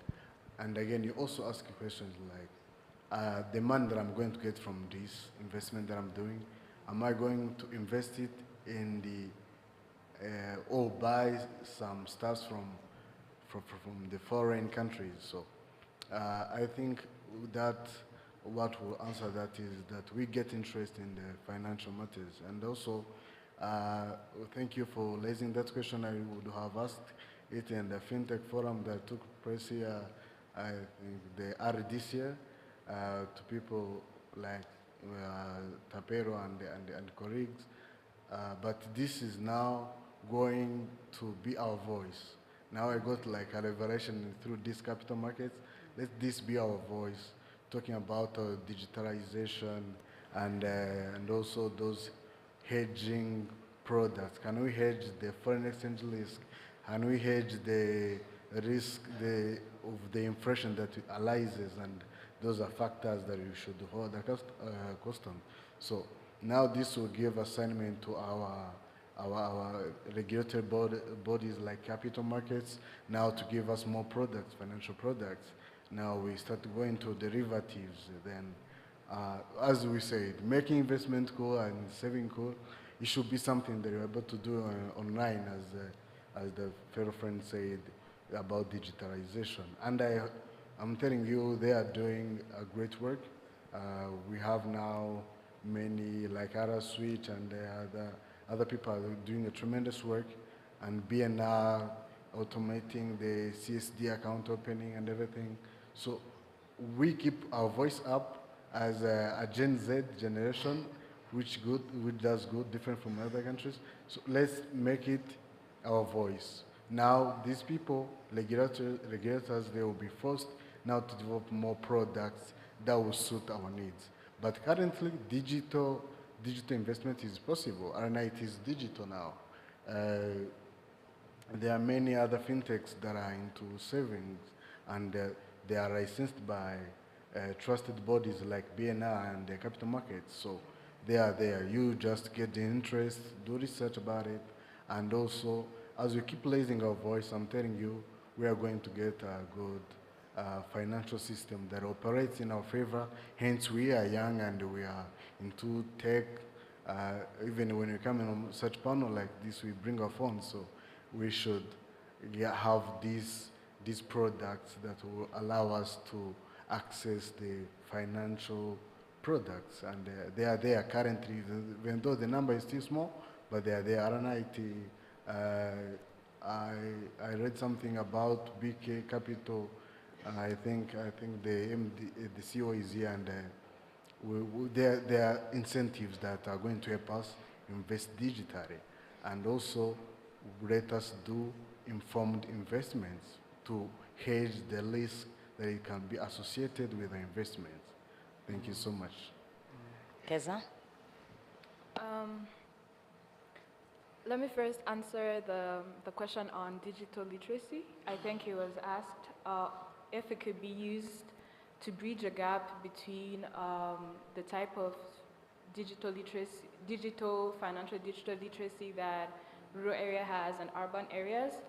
But before we go into the digital aspect of it, you'd have to first ask yourself, even if they were provided the means, would they still do it? If we're looking at an average person who is in the rural areas, if they were given an opportunity to either feed their family or invest their money, most of them would choose to feed their family for today, even if tomorrow they don't have anything to feed. And it's not because they're not thinking it through, but it's because they've never had that type of literacy that that will help them think that I'd rather I save for the future. So before we do with the digital, I think we could start with the financial literacy. I think the education is what would make it so much better, because if we're educated on how to make money, on how to multiply money, in terms of digital, we have very many people who can create apps, who can create websites, and they've started, but no one would ever think about creating any of that if they don't understand the importance of it. And the other question, I was asked about what led me to starting into this journey. Honestly, I think it's because I am at an age where it's called a learning age. It's whether everything I try, even if it fails, it will be called experience. So even if I try investing and it doesn't work out, or I try IGIHE or any other trust fund and it doesn't work out, it will be called I was learning, and that type of learning, I'll use it in my 30s or in my 40s. There is this quote in French, I don't know how it goes exactly, but it says, if an old man had the physical ability of a young man, and a young man had the wisdom of an old man, it would be so nice. It's not like that, quote by quote, but you understand what it means. But if I can still use my physical ability to try everything until I find the right thing, in my late years, the wisdom that I will have will be enough. Does that make sense? Yeah, so thank you. As a young person, you have the advantage of time. Exactly. Thank you. I hope all our questions have been answered. We will have a networking session later. So if there's anything that you feel wasn't answered or responded to sufficiently, you'll get to interact with the panelists and you can ask them then. So now we're going to close. I'll come to you, give you a minute to give your closing remarks. And as you give your closing remarks, if you could tell us, what do you know about money today that you wish you knew earlier? Yes. Agnes, I'll start with you and I'll end with Keza.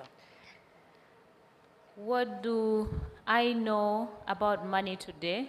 Yes, that you wish you knew knew earlier. So you respond to that as you give your closing remarks. Yes, I wish when my mom told me to stay in the shop at 8 years to run the business, I wish I knew at that time what it actually meant. If you who is in this room knew that when you are 40 years, like myself and above, it will make a lot of sense. I would pay a lot of attention to every conversation that has been shared here, so that in the next 20 years, you will not be speaking about capital market as a new thing like we are doing today. The other thing is, if I knew that procrastination is the pretense that God owes me another day for me to do what I should have done yesterday, then I would not procrastinate. Number 3, I would exercise a framework that I call SIGHT. I would invest not only money to grow on my account, but money to be invested in me learning and equipping myself with new skills each day, because today you have the chance to make mistakes. But when you're 40 years and above, the chances to make mistakes will not be called mistakes, they will be a sign of negligence. Then I would save to invest so that the investment that I make will impact me, my community, and my country.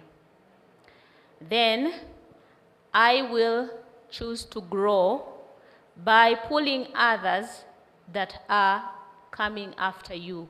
Friends who are here, I mean the teenagers, the university students, you have others that are coming after you, and you must be positioning yourself to be able to pull them here. I think in the room we have somebody called Daniel. Danny, are you here? Yes. Danny is one of the people that I have sponsored slightly. I don't know him, by the way. I just know that he's in the room, but I don't know him physically. But because I have learned that when you make a step forward, you owe the person after you something, I have deliberately sponsored him and others to be able to complete their research. Agnes, your 1 minute is up, my dear. Yes, so 1 minute is up. I Yeah. think let me conclude there by saying that do not procrastinate, take action, because tomorrow waits for no one. Thank you, Jackie. Thank you too, Agnes. David, your concluding remarks as you also share what you know about money today that you wish you'd known earlier. Thank you so much. One thing that I wish I knew about money is that it grows. It's not just for consumption. If I knew it back when I was maybe in secondary school, you have given me different picture about money. Because when I was getting out of my secondary school, I had many projects. How can I start a bakery? How can I start this and this and this? As any ambitious young man, but to that goal, I didn't do nothing to achieve what I was dreaming. So, if I knew that savings is for future use, it could have been different story. I hope. Maybe I'll be having a big bakery or something. So, but it couldn't because I didn't save. As a closing word that I can say, I love numbers. Me being a treasury person, I got interested into numbers. So let's look into our national GDP and its structure. We find our national GDP now savings swings from 8 to 12% of national GDP. Still very low compared to required 20 to 25%, which is going to be sustainable, but you can even go above that. So these are numbers. I like working with targets and also knowing what is my work is contributing to growth of anything. Now, speaking from a young generation, we are not going to forever be young. Our readers back in days, they were young. Now, it's our time. So let's take this time, let's take these opportunities, let's make sure that we make every single dot of the milk that we can get from these educated and these high professionals and readers and everything. Let's make sure that we quench our thirst to knowledge. Let's take interest in what is happening and also save for future consumption. One of David, you have to finish. Oh, yes, one.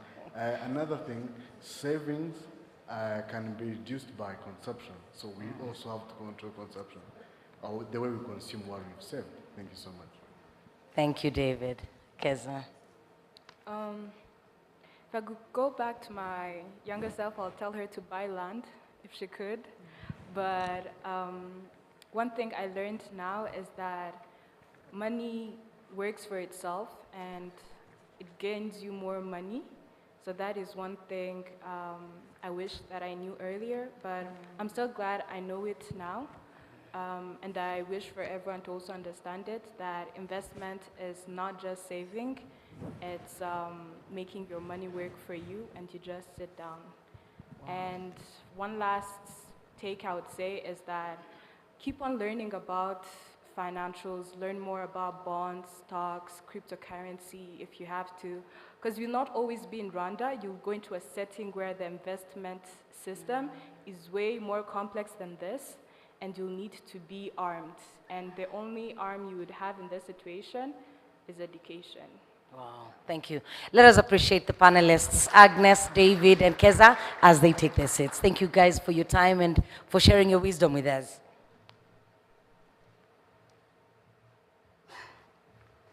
Thank you, and I do hope that you have learned something from this session. There's been a lot of wise words shared. I hope they didn't go in through one ear and out through the other. And as I said earlier, we'll still have the panelists around. You'll have an opportunity to network with them, interact, and ask questions. And now at this point, we want to go to the competition phase. We have contestants representing all the provinces of Rwanda. You're going to meet them shortly. Before you meet the contestants, I would love you to meet the judges. And I'm inviting them forward, starting off with the lady on the team, the only lady on the team, Alice Iribagiza. Let's appreciate Alice as she comes up.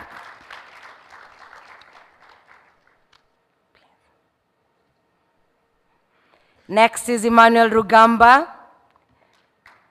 Emmanuel Rugamba Mtawaruka, thank you. And last but not least, we have Jean-Paul joining the team as well. Ndisanze, thank you, Jean-Paul. Now, as Jean-Paul and Emmanuel take their seats, I would love to invite Alice here. Alice, you're going to do that here. Alice will present the rules of the competition to us, and she's going to give us every information that is important as we go into the next phase. Let's appreciate the Chief Judge.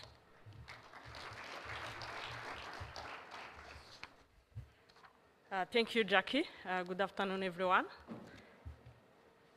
We are arriving now at the final. A round of applause to Capital Market Authority, Magnifique and their team for managing, conducting this competition across the country. They have managed to conduct different, preliminary rounds across the country in 5 provinces. So we have 7 contestants representing each province. So this time around, it's a unique situation whereby we had 2 provinces had a tie, and now that's why they are 7. So the rules of the game.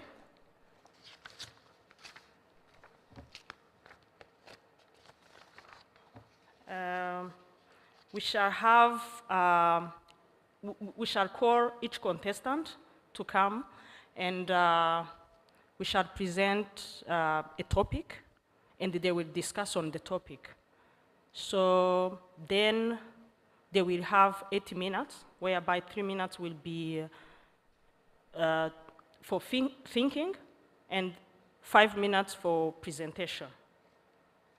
So then thereafter, we shall judge. For the topic, we shall look at their topic, talking points. It will include introduction and development, content development, and conclusion. Then thereafter, we shall judge accordingly. So I think 20. Thank you. Thank you. Thank you very much, Alice, for that. Alice will take a seat, and they will invite the first student forward. You've heard the rules. The students are not in the room with us at the moment. They are seated somewhere. Alice, I am assuming they have no access to their phones.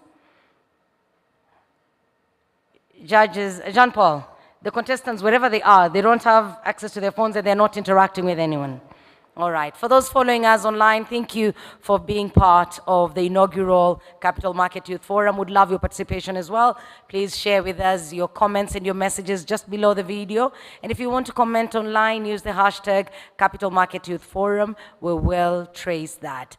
So I'll now allow the judges to invite the students forward.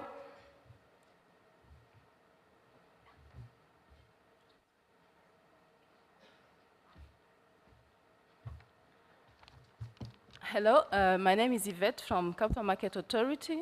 Before the competition starts, I would like to call all the 7 contestants for everyone to see who will be competing. Nihimbazwe Obed, you can come here in front. Uwitonze Odile, Nsabimana Marc, Ndayizeye Elias, Tuyishime Claire, Abimana Rutazuyaza Didier, and Iradukunda Josiane. Please come for everyone to see. No, you can. Yes. Yes.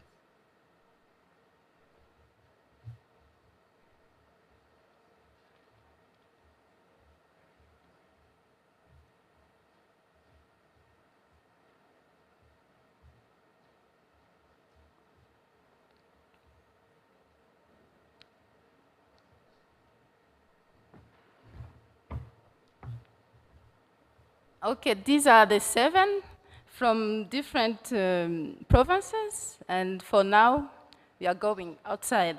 Thank you.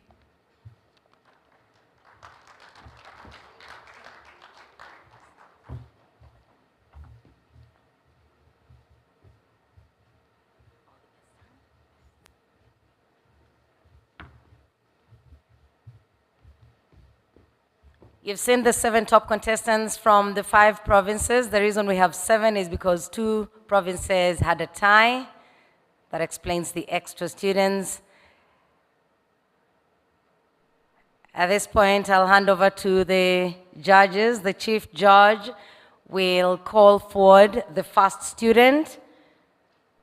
And judges, do you want them to present from here, or we give them a microphone to do it from the center? You prefer those? Okay. We have a microphone somewhere. If you could just bring it for us, then we'll have the students use that. Yeah. Thank you. Alice, over to you. Thank you. The first one is Nihimbazwe Obed from city of Kigali.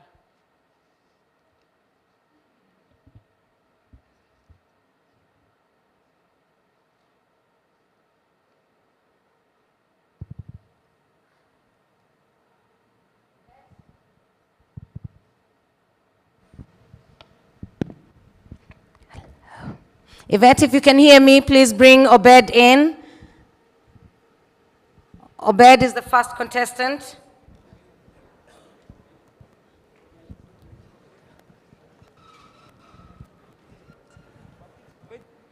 Representing the city of Kigali, and as you heard from the chief judge, Obed and all the other candidates will have 8 minutes.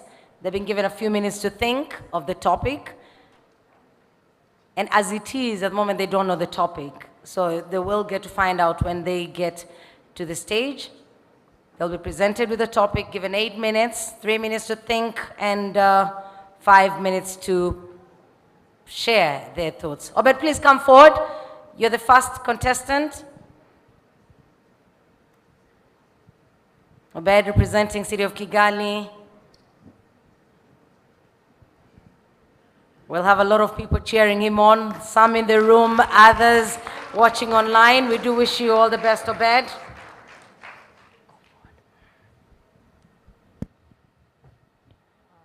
Welcome, Obed. No, you stay there. You stay there.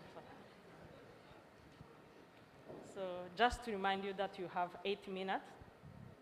Once I say the topic, you will be having 3 minutes for thinking. Then thereafter, you develop your content in 8 minutes. Remember, you have to provide introduction, content development, and conclusion in 8 minutes. Okay, good luck. The topic is the following. An educated investor is a protected investor. Discuss. Sorry? An educated investor is a protected investor. Discuss. Start.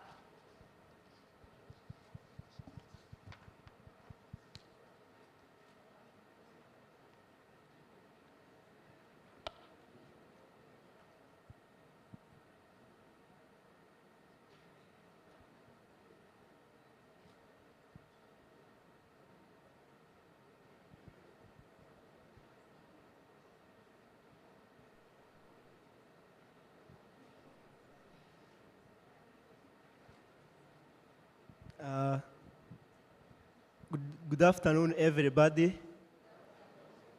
I'm here as Obed Nihimbazwe. from Mount Kigali University. Then I'm presenting the city of Kigali. Now I have the topic which says, an educated investor is a protected investor. Then I'm going to discuss. When you say investor, is someone who allocates his or her resources in shares or bonds with a purpose of generating profit then in a given time. Now when you say an educated investor, now is someone who have gone under education about investment or capital market. Now, this investor is protected. Now, is protected how? This is what we are going to see. Now, when someone is educated, now he knows everything about his education, what he did in education, how, in which process, where am I going to take my things? Now, how am I going to report? Now, because he has something in mind, now he knows the process in which he shall pass through just to get his investment improved in profit. Now, point number one, this educated person is going just to plan, where am I going to invest?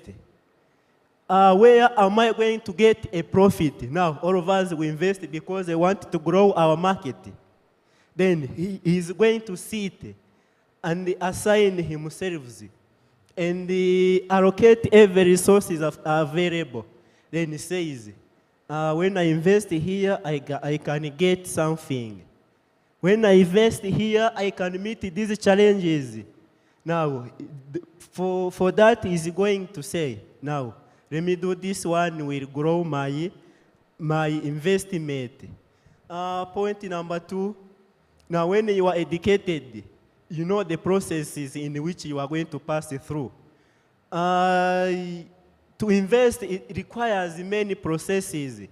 Now you cannot sit and start thinking to invest right now. No, you are going to pass through processes. And those processes will guide you on how your investment is going to grow. When, how are you going to get it through? Then when you are educated, you know the things. Then you know how you are going to do, you know what you are going to do so as to grow your investment. Another point I can say, now when you are educated, and you meet any challenges in your investment, you know where to report. You are going to report it to who? Which procedures will you follow when you are reporting? Then, education will guide you, will help you in these processes of how to report. Then you get the right. Now, when you are educated, you know the rules and regulations guiding capital market, so that you cannot break them, because after breaking them, you are going to get punishment. Now, you are educated, you know the rules to follow, you know guidelines you are not going to permit. Now, when you go away the rules, you are going to get punishment. As a closing, I can say, when you are educated, now will help you in your investment. You are going to invest very well, where you can get higher profit about your investment. When you are educated, you know the rules you will follow. You know what you will do so as to increase your investment. When you are educated, you know whatever about your investment, you are going to do whatever is possible to increase your investment. Thank you.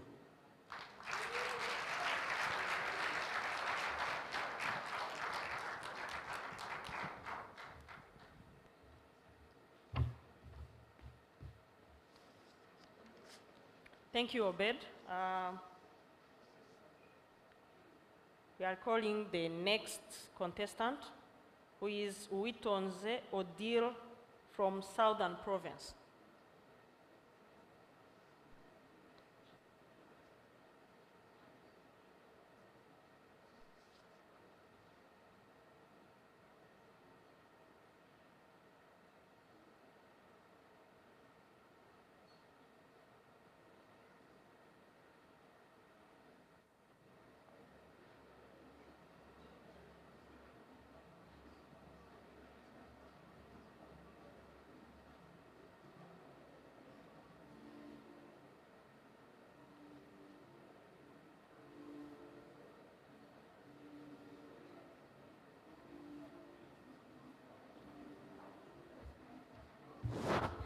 Please don't get confused with the time. As you saw, the clock has 3 minutes, so they designed the three minutes, but they'll make sure that everyone utilizes the time they've been accorded.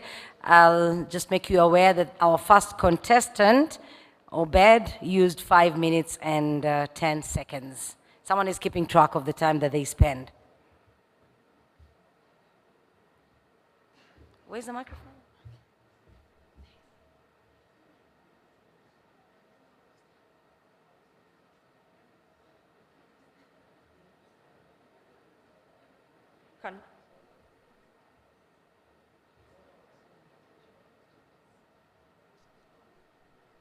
Hi, Odile. Welcome. So, thanks. Yeah, you have 3 minutes of thinking and 5 minutes for content development. So the topic is the following. An educated investor is a protected investor. Discuss.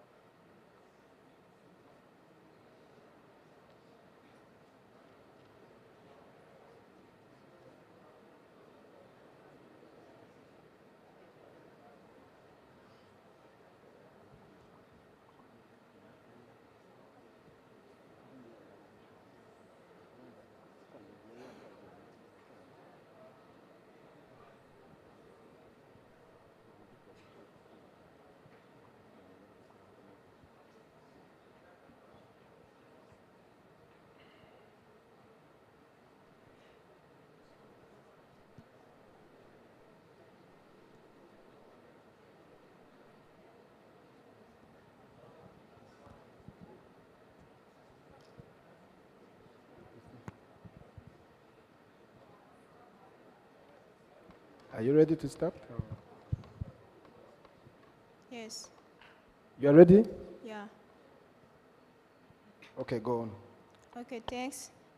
The topic said an educated investor is a protected investor. Firstly, an investor is someone who put the part of his or her income aside for a future. So any person can invest through a capital a person can invest his or her income through buying securities such as shares, bonds, bills through a capital market. Firstly, an educated investor should be through an education. An investor should be a financial should earn the financial should be at the financial awareness, literacy, knowledge, and also he or she should know exactly where he or she can invest his or her money. through the Capital Market Authority ensures that the public should get the educated and should be educated through a public awareness and through a national public education and the public awareness. Another thing,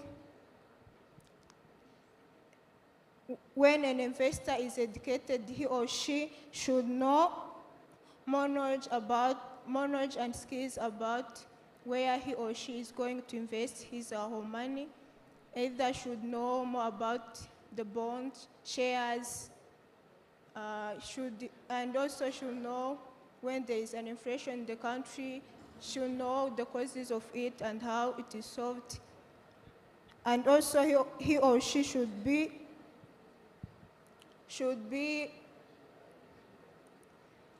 and also he or she should be aware of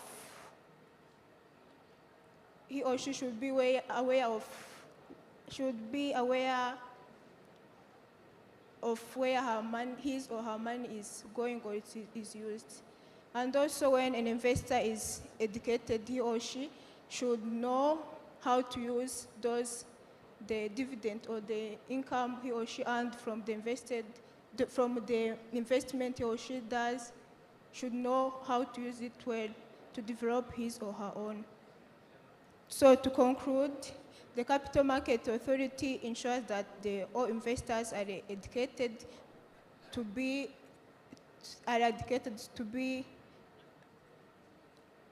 aware of being protected from his or her investment.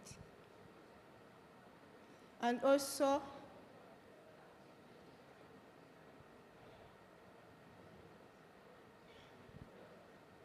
the Capital Market Authority should ensure that all the licensed or the professionals who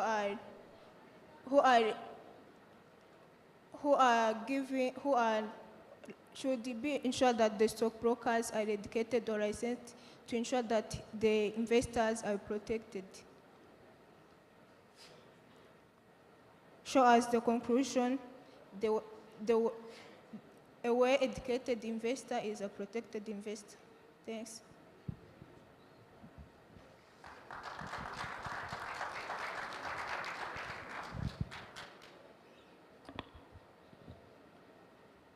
Thank you, Odile. The next contestant is Sabimana Mark from Southern Province.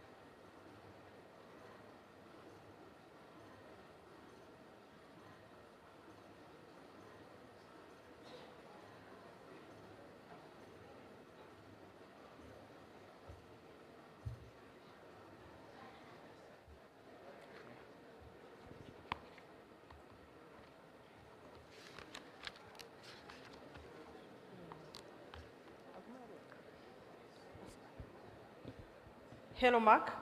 Hello. How are you feeling? I'm feeling okay. I'm good. Okay. Yeah. So you have 8 minutes. 3 minutes for thinking, then 5 for content development. So the topic is the following. An educated investor is a protected investor. Discuss. An educated investor. Educated? Yes. He is a protected investor.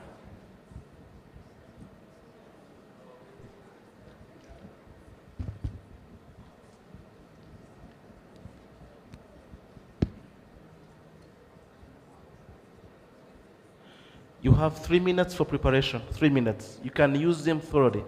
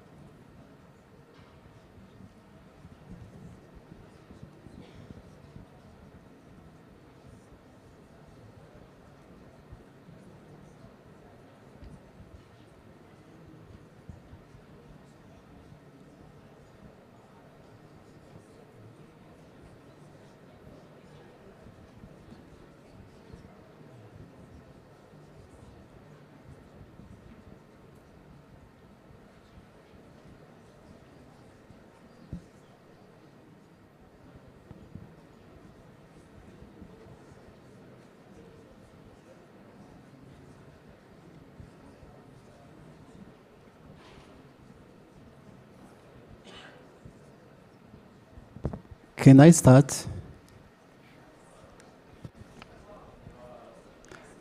Yes, please go ahead. Okay, thank you. My name is Samimana Mark. I'm a student from clinical psychology, means I studied health sciences at University of Rwanda. So I take this as an opportunity. As the judge has asked me the question, which says that an educated investor is protected investor. Thank you for this question. So I start by saying that investor. So when we say investor, first of all, we have to understand what investor is. Investor in the capital market is someone who have capital or have money, and then he need to buy, maybe he can buy financial securities. When I say financial securities, here I want to relate to the bonds, I want to relate to the equities, I want to relate to the shares. So, and then you buy that shares, that bonds in certain company. The company can be in a private company, or it can be a governmental institution. On the question, this question which says that an educated investor, first of all, I want to talk to the education. So, investor can be educated in different ways. He can be educated maybe through these campaigns. Look at here, in the discussions, in the panel discussion which has given before, they have talked about investment, about saving. So all those are the educations which are given to us. So you can be educated through these campaigns, through these panel discussions. You can read journals. You can find the news. You can listen to the radio. All there you can find the information that is about a financial market. That is about a capital market. All those are the ways which you can be educated. So again, you can take some courses, online courses. The one who were on party's discussion, she has talked about the YouTube channel. When you join that YouTube channel, you can find some news about investing. All it's about education. And even she has said that she give information in Kinyarwanda, and a lot of Rwandans, they know Kinyarwanda. So all those are the kinds of education which you can get.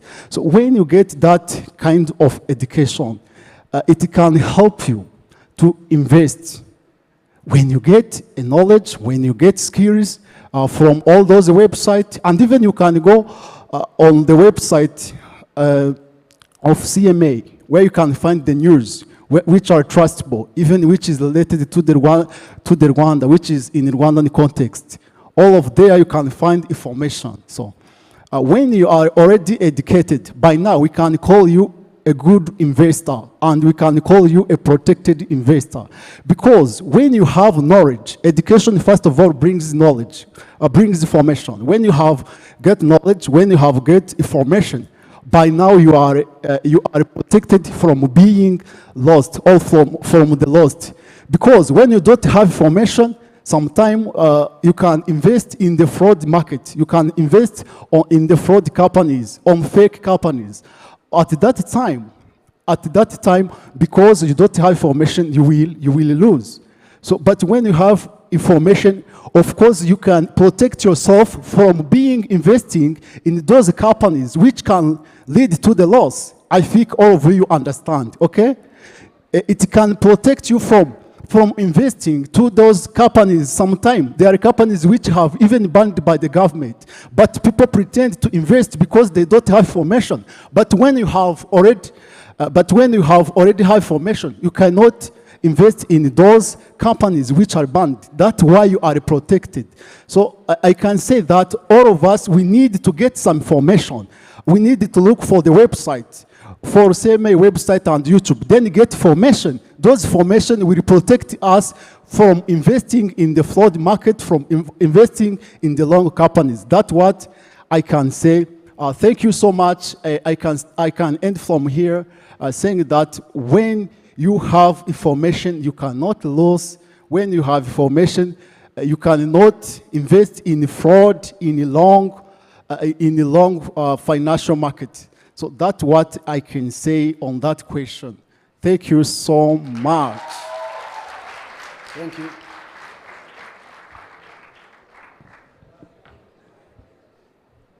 Thank you, Mark. The next contestant is Ndayizeye Elias from Eastern Province.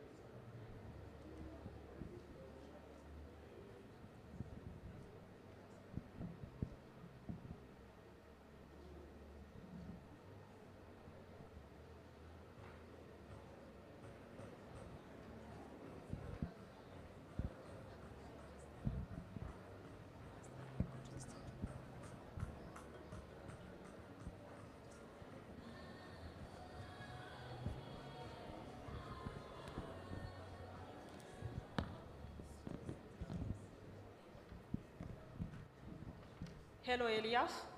Hello. Welcome. Yes. How are you? I'm fine. Okay. So the topic is very simple. You have 3 minutes to think about it.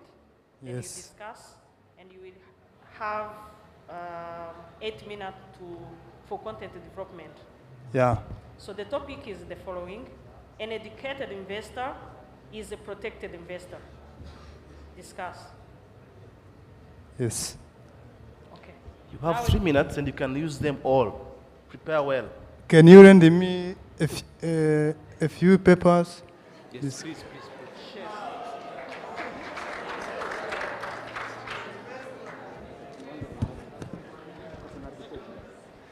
Repeat our question. We have already started now.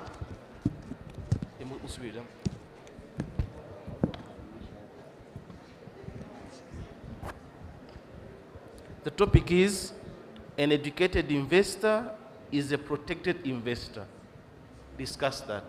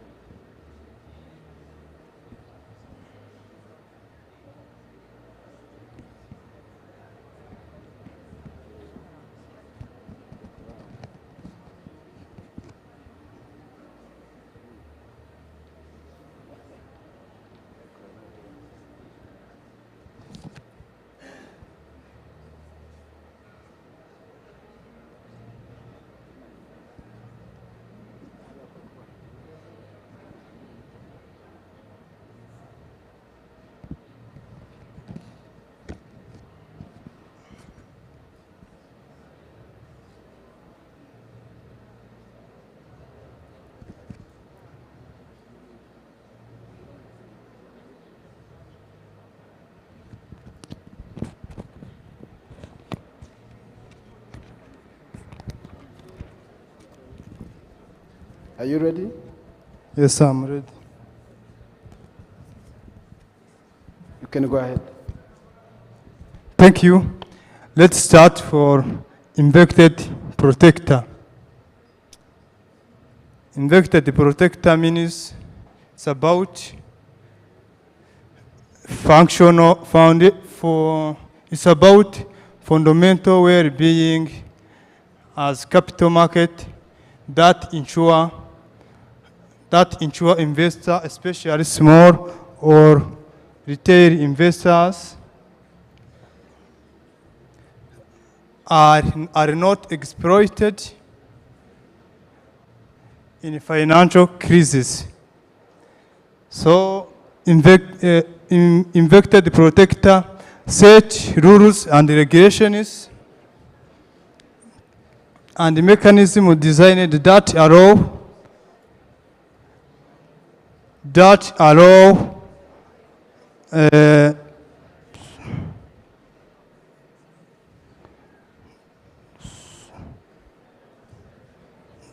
allow investors from misrepresentation and others for protect our financial knowledge. So in Rwanda Capital Market Authority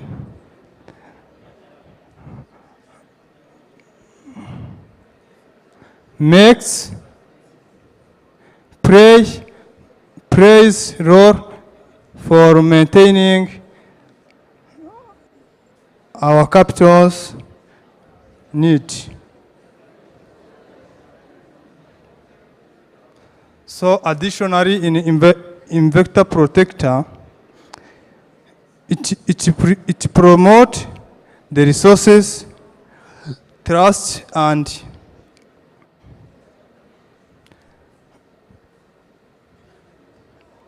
were inclined. So let's jump to educated investor, which means sets and rules that regard the small size to help that in regardless for our protection.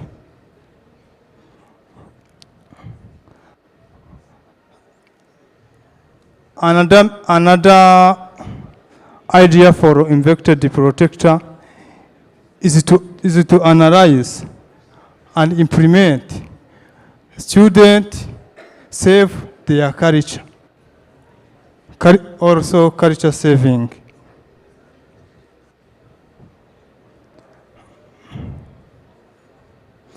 Yes, I think that it's clear.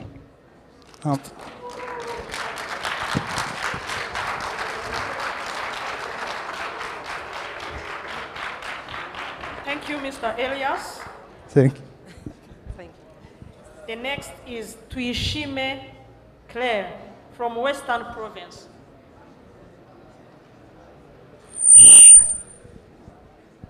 Amani, bring for us Tuishime Claire.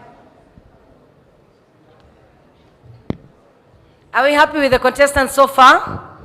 Yes, and you should clap for them. Guys, let's clap for them. Yeah. It's not easy for someone to come and stand in front of all of you great people and make a presentation. So when they come up, they show up, please let's appreciate them with a loud round of applause. Amani, please bring for us Claire. Claire is our next contestant.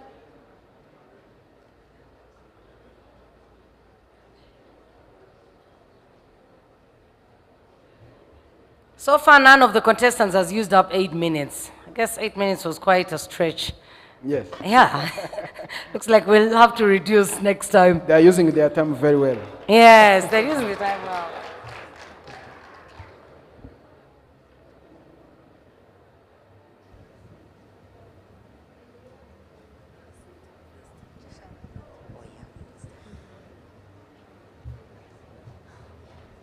Thank you. Welcome, Claire. Hi, how are you? I'm fine. Okay. You have 3 minutes to think about the topic and 5 minutes to develop the content. So the topic is the following. An educated investor is a protected investor. An educated investor is a protected investor. Discuss. Now we are good to go. Thank you.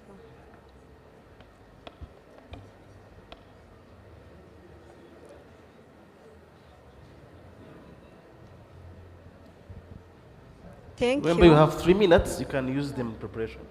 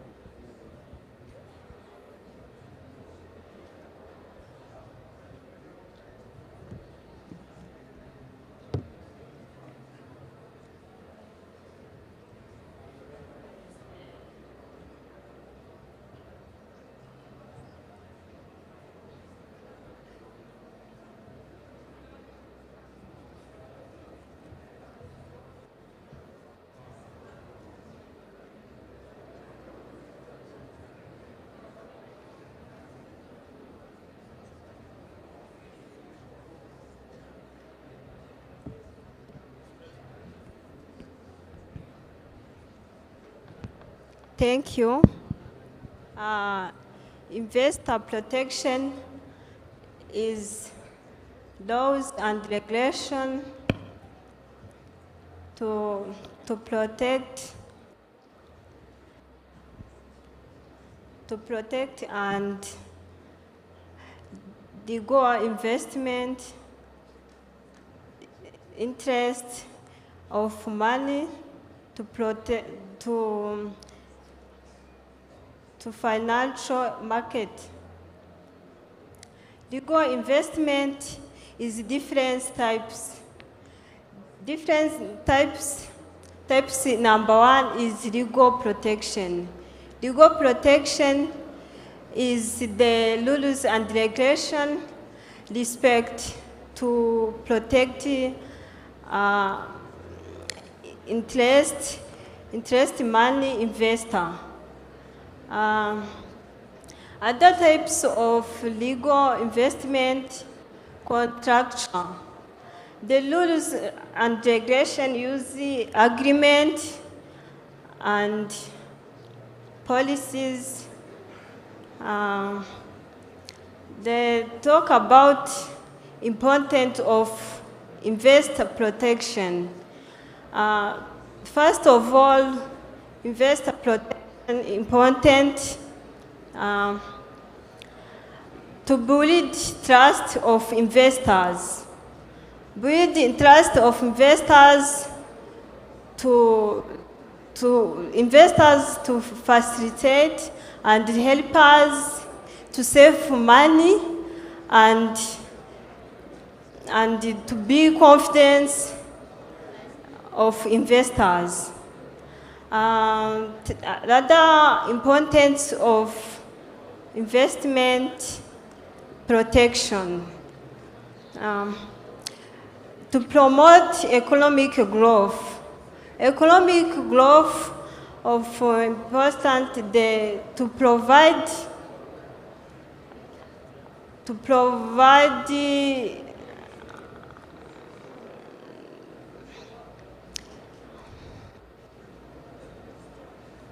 provide investors increase money and long-term investment. As summary is protection investment. I have is is fundamental of building trust of investors, be safe money investors. The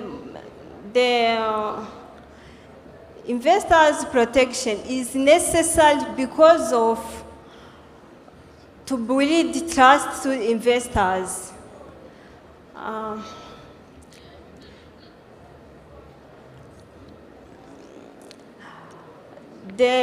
For investors' protection, I have to attract foreign investors.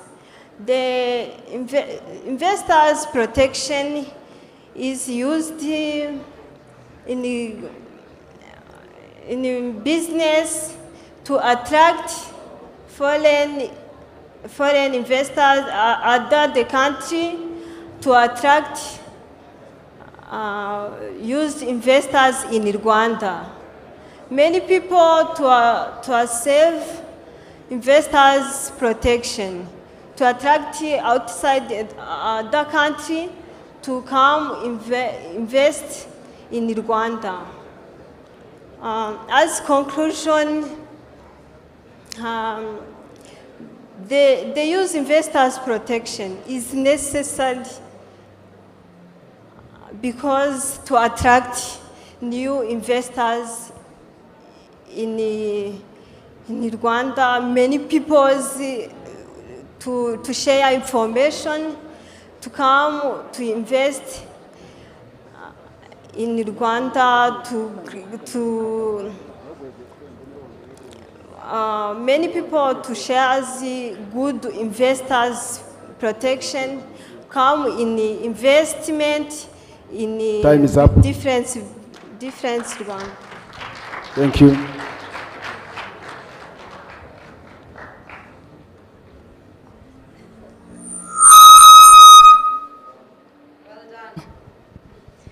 Well done. Let's clap for her.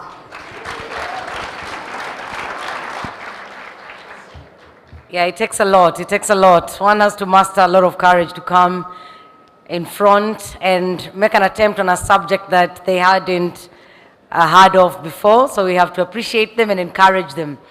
Who's our next contestant? Yeah, the next one is Rutazuyaza Didier from Western Province. Amani?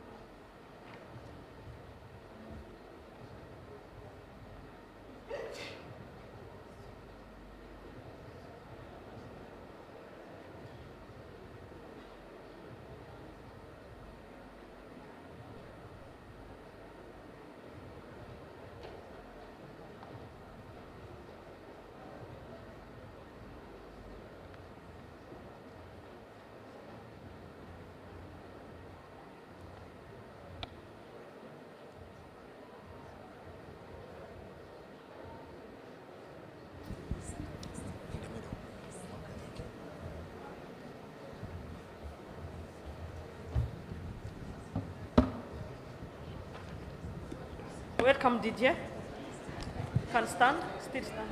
Stand. Yes. Yes.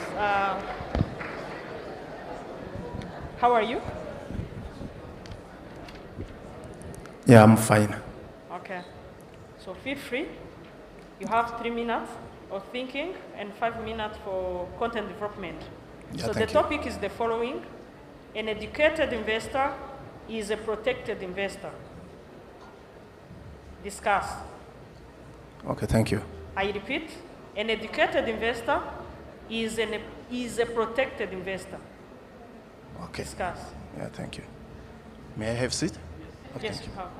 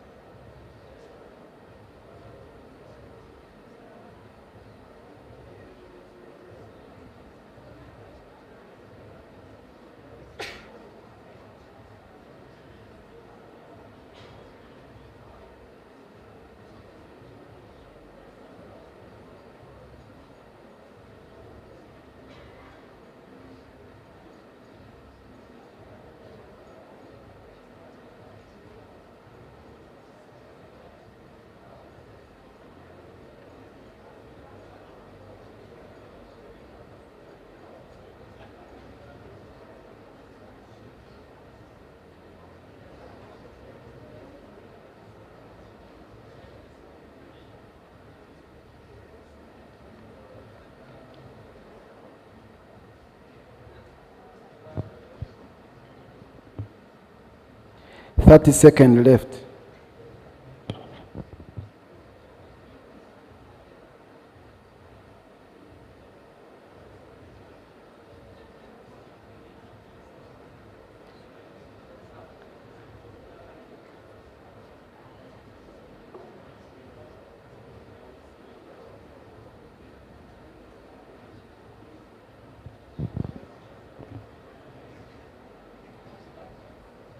Time is up. You can start developing your topic. Okay, thank you.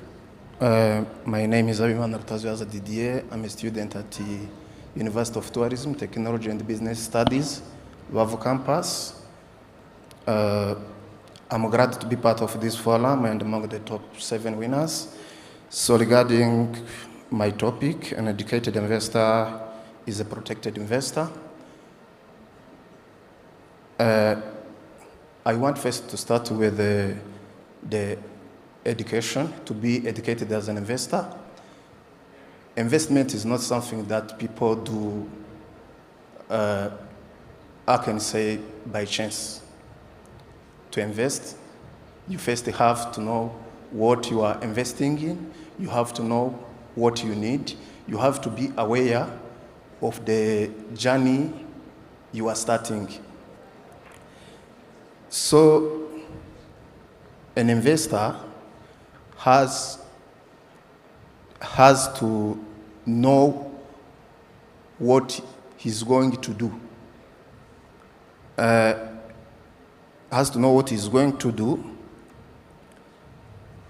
so that he can do his investment in a safe manner to prevent different risks that he can face due to lack of knowledge in what he's going to do or lack of knowledge in investment. I can say if you do if you are an investor and that you don't know anything about investment, how it goes on, how it is done, what risks you might face in your investment, there you risk to encounter like frauds or other things that can ruin your investment. That's why you have to be aware of what you are going to do in business.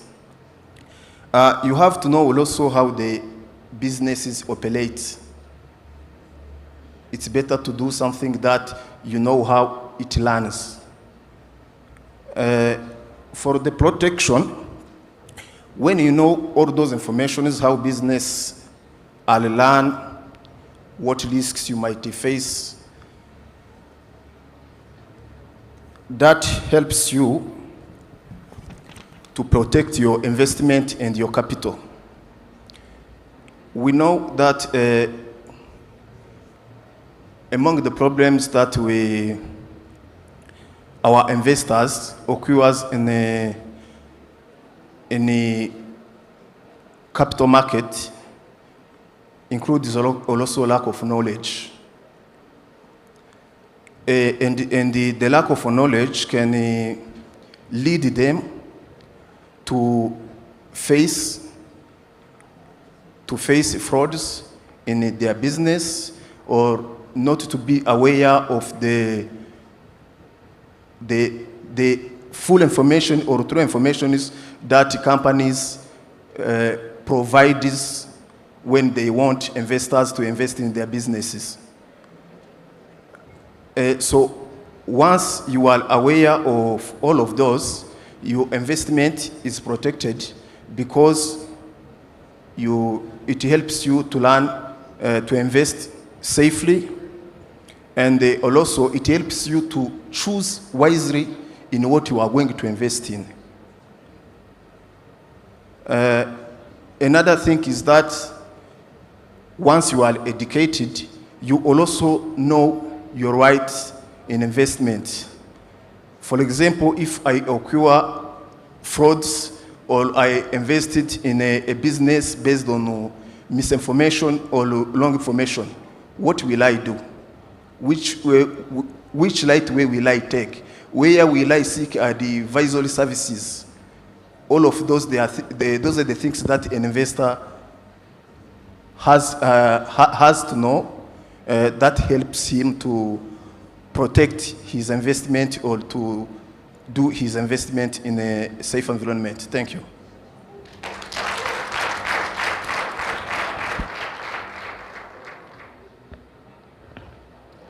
Thank you, Didier. The next is Iladukunda Josiane from Northern Province.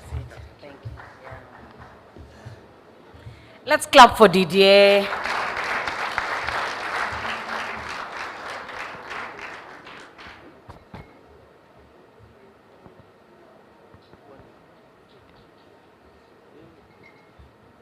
Amani, please bring Josiane for us. Thank you so much. Those of you who are online, sending messages, tweeting, and posting, I truly appreciate you for that. Let's use the hashtag Capital Market Youth Forum. Thank you so much. I've seen lots and lots of different organizations, RSC, RNIT. Thank you for that. Let's keep the conversation going.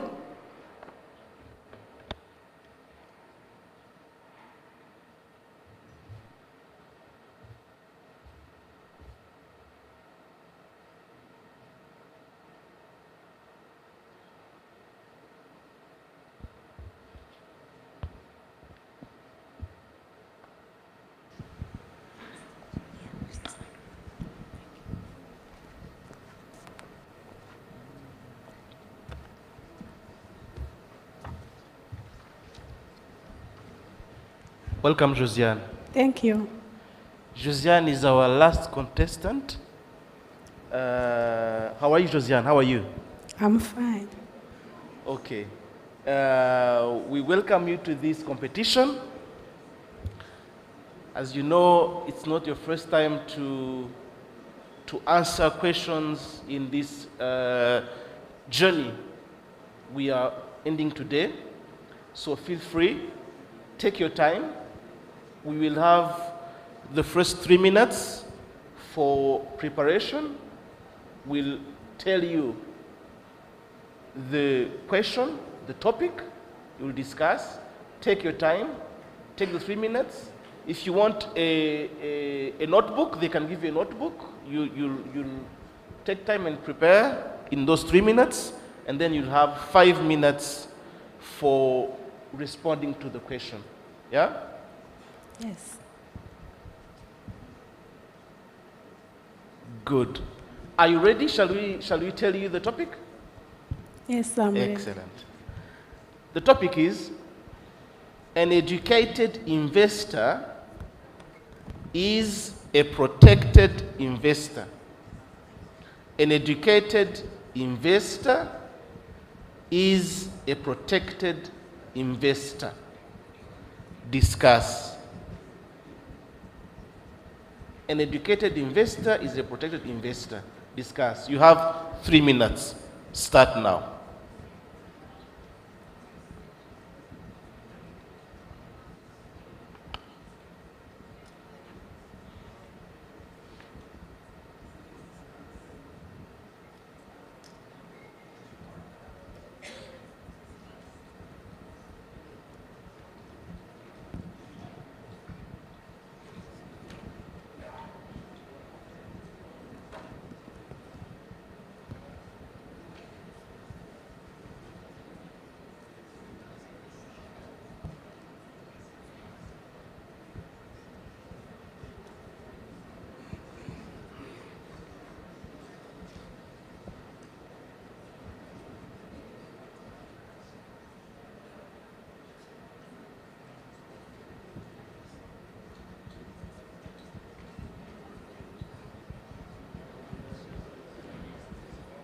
You still have 2 minutes for preparation.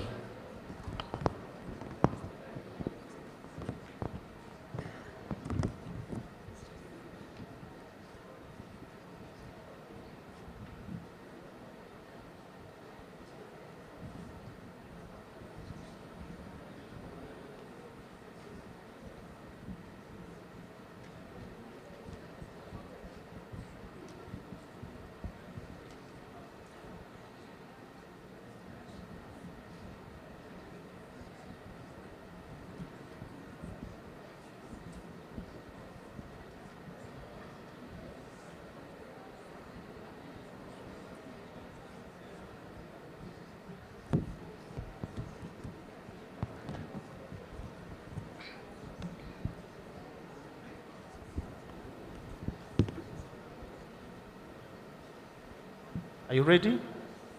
Yeah, I'm ready. You can start. First of all, the knowledge is the core mechanism of all activity that everyone required in their daily life.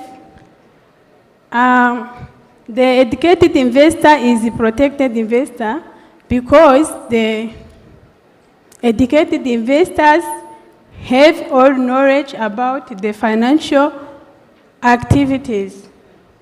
The educated investors get all information about how can invest. And then the educated investors is protected investors because the educated investors get all the information about the rules, laws, and regulations that govern the financial activities. That's why I understand that educated investors is protected investors. Thank you.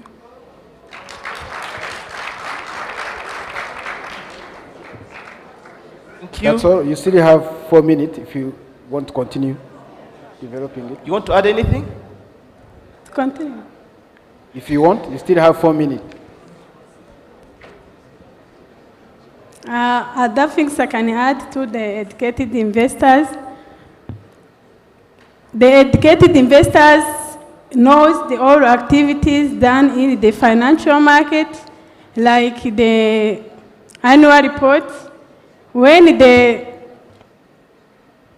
match like some mistakes in the financial market, they know how they can handle it. I think it's enough. Thank you.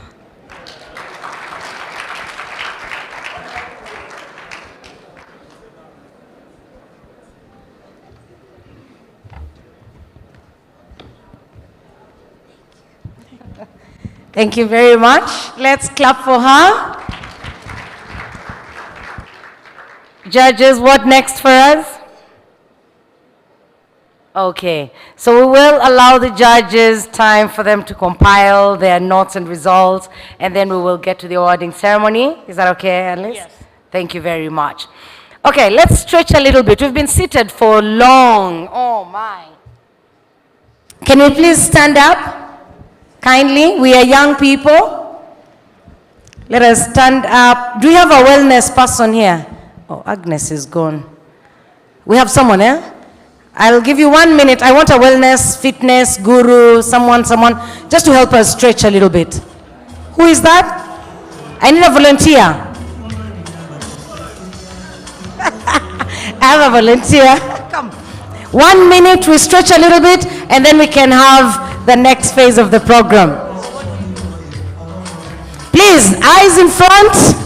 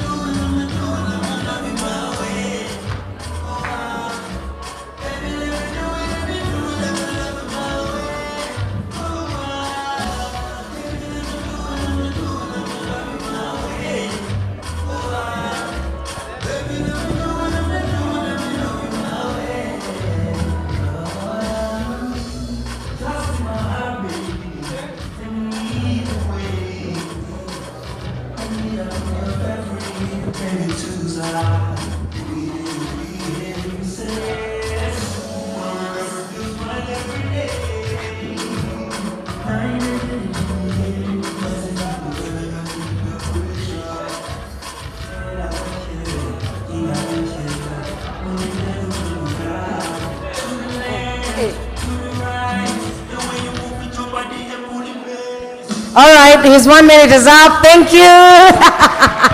Thank you very much. We appreciate. Now you can take your seats. We are awake and fully alert. I would love you to put your hands together as I welcome the CEO of Rwanda National Investment Trust to give us his remarks. Ladies and gentlemen, let's welcome Jonathan Gatera to the stage. Please, louder than that. You can do better than that.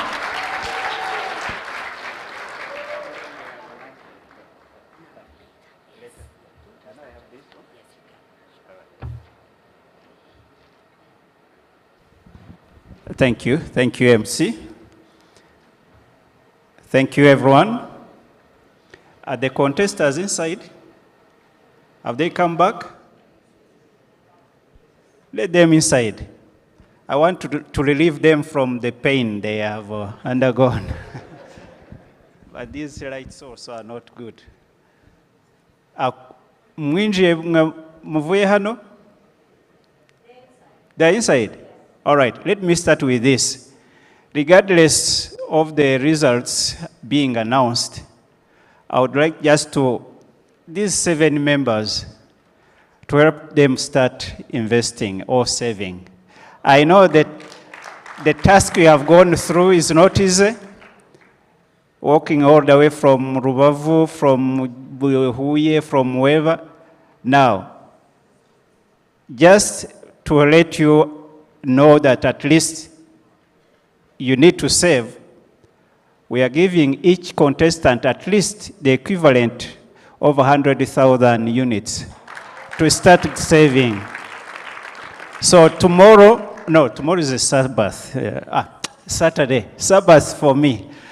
Now, on Monday, maybe you need to give us your details such that they open an account for you and they put there at least equivalent of 100,000 each one of you. So the rest will come from the judges. Now, Mr. CEO and all delegates here, I want to talk like a parent, not CEO of Rwanda National Investment Trust. Because I have seen the people in this room, at least I may say that I'm the oldest. Am I wrong? No, doctor is my age mate. Now, what I'm going to tell you is not to encourage you to come to invest with Aranite. No, you can invest anywhere, so long as you are investing. But the message I have for you is that, let me first ask you, for us when we are born, these opportunities were not there. The only thing we knew was that when I get old, my dad, if it so happens, will give me just a piece of land. He would divide. I would have wished to speak in Kinyarwanda. Umuraje, umunani. Do you know what umunani is? We didn't think of investment. We didn't think just if I get old, maybe they'll give me a piece of land. If it so happens that maybe he has a cow, he will divide the cows between the children. We are born 9. And imagine 9 people, we are all looking at the piece of land that my dad had, and we had no opportunity at all. However, because of that kind of life we used to live in, we used to find ways of doing some petty businesses. And I wish by that time we had an opportunity like we have today. I would be a millionaire by now. Now, young people who are here, the opportunity you have today in this country, I'm not calling to come to Aranite. I'm calling you to just wake up. Mukanguke muve mu mikino. Amazi ntakiri yayandi. In English is what? Amazi ntakiri yayandi. Nta masambu dufite tuzabaraga. So, I'm talking like a parent, like a grandparent. Here, earlier on, somebody said that there is no little money. And I agree, there is no little money. You can start saving with the little you have today.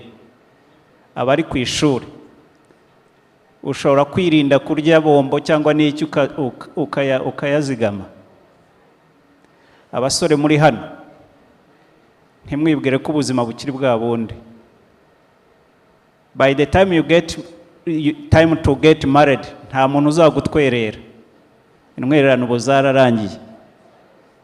nushaka utangira uyu munsi niba wumva uzubaka urugo tangira uyu munsi. Niba ushaka kubaho igomwe, kwigomwa murabizi, sacrifice today, wigomwe luxury, wigomwe bwa buzima bwiza ushaka kubaho. Ntushaka kureba gusa na runaka, nubona umukobwa mwigana ngo yasokoje yagiye muri salo nawe ushaka kujya muri salo. No, tekereza ejo nzabaho ne. Reka mbabwire ikintu kimwe kindi, yenda ntago ndi bubatindira, ariko ibyo mbabwira ni live experience I have seen. About 5-6 years ago, I was managing a pension fund, a retirement, or RSSB, let me call that way. The only challenge that you can face in retirement is when you get age of retirement and you have no monthly income.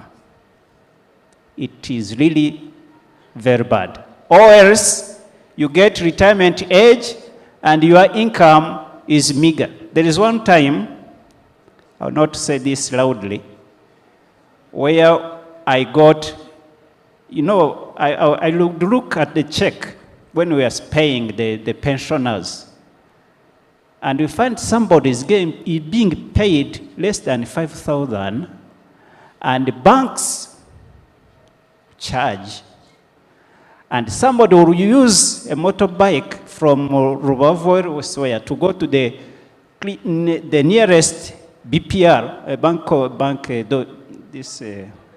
Bank Populaire, to withdraw the money, and he gets home with less than 1,000. It is heartbreaking, by the way.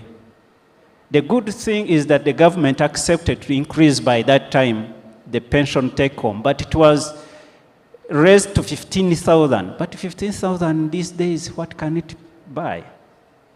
Now you people are seated here. If you don't plan for your retirement now, you are dead. I'm telling you. If you don't plan for your retirement today, while you are seated here, twe twakoze amakosa ariko ntitwirenganya kubera isi twari turimo. Now you have the opportunity today. Ibi tubabwira ntabwo ari amakabya nkuru. Muranyumva? Ntabwo ari amakabya nkuru.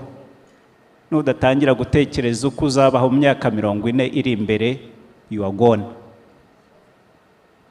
Ikindi, set life goals. Wifuza kubiki? Ubu ngubu life goals, reka mbabwire just analyze. Iyi nzu twicaye murayibona? Mwe benshi ishobora kuba mutari munayiza ari ubwa mbere mugeze hano.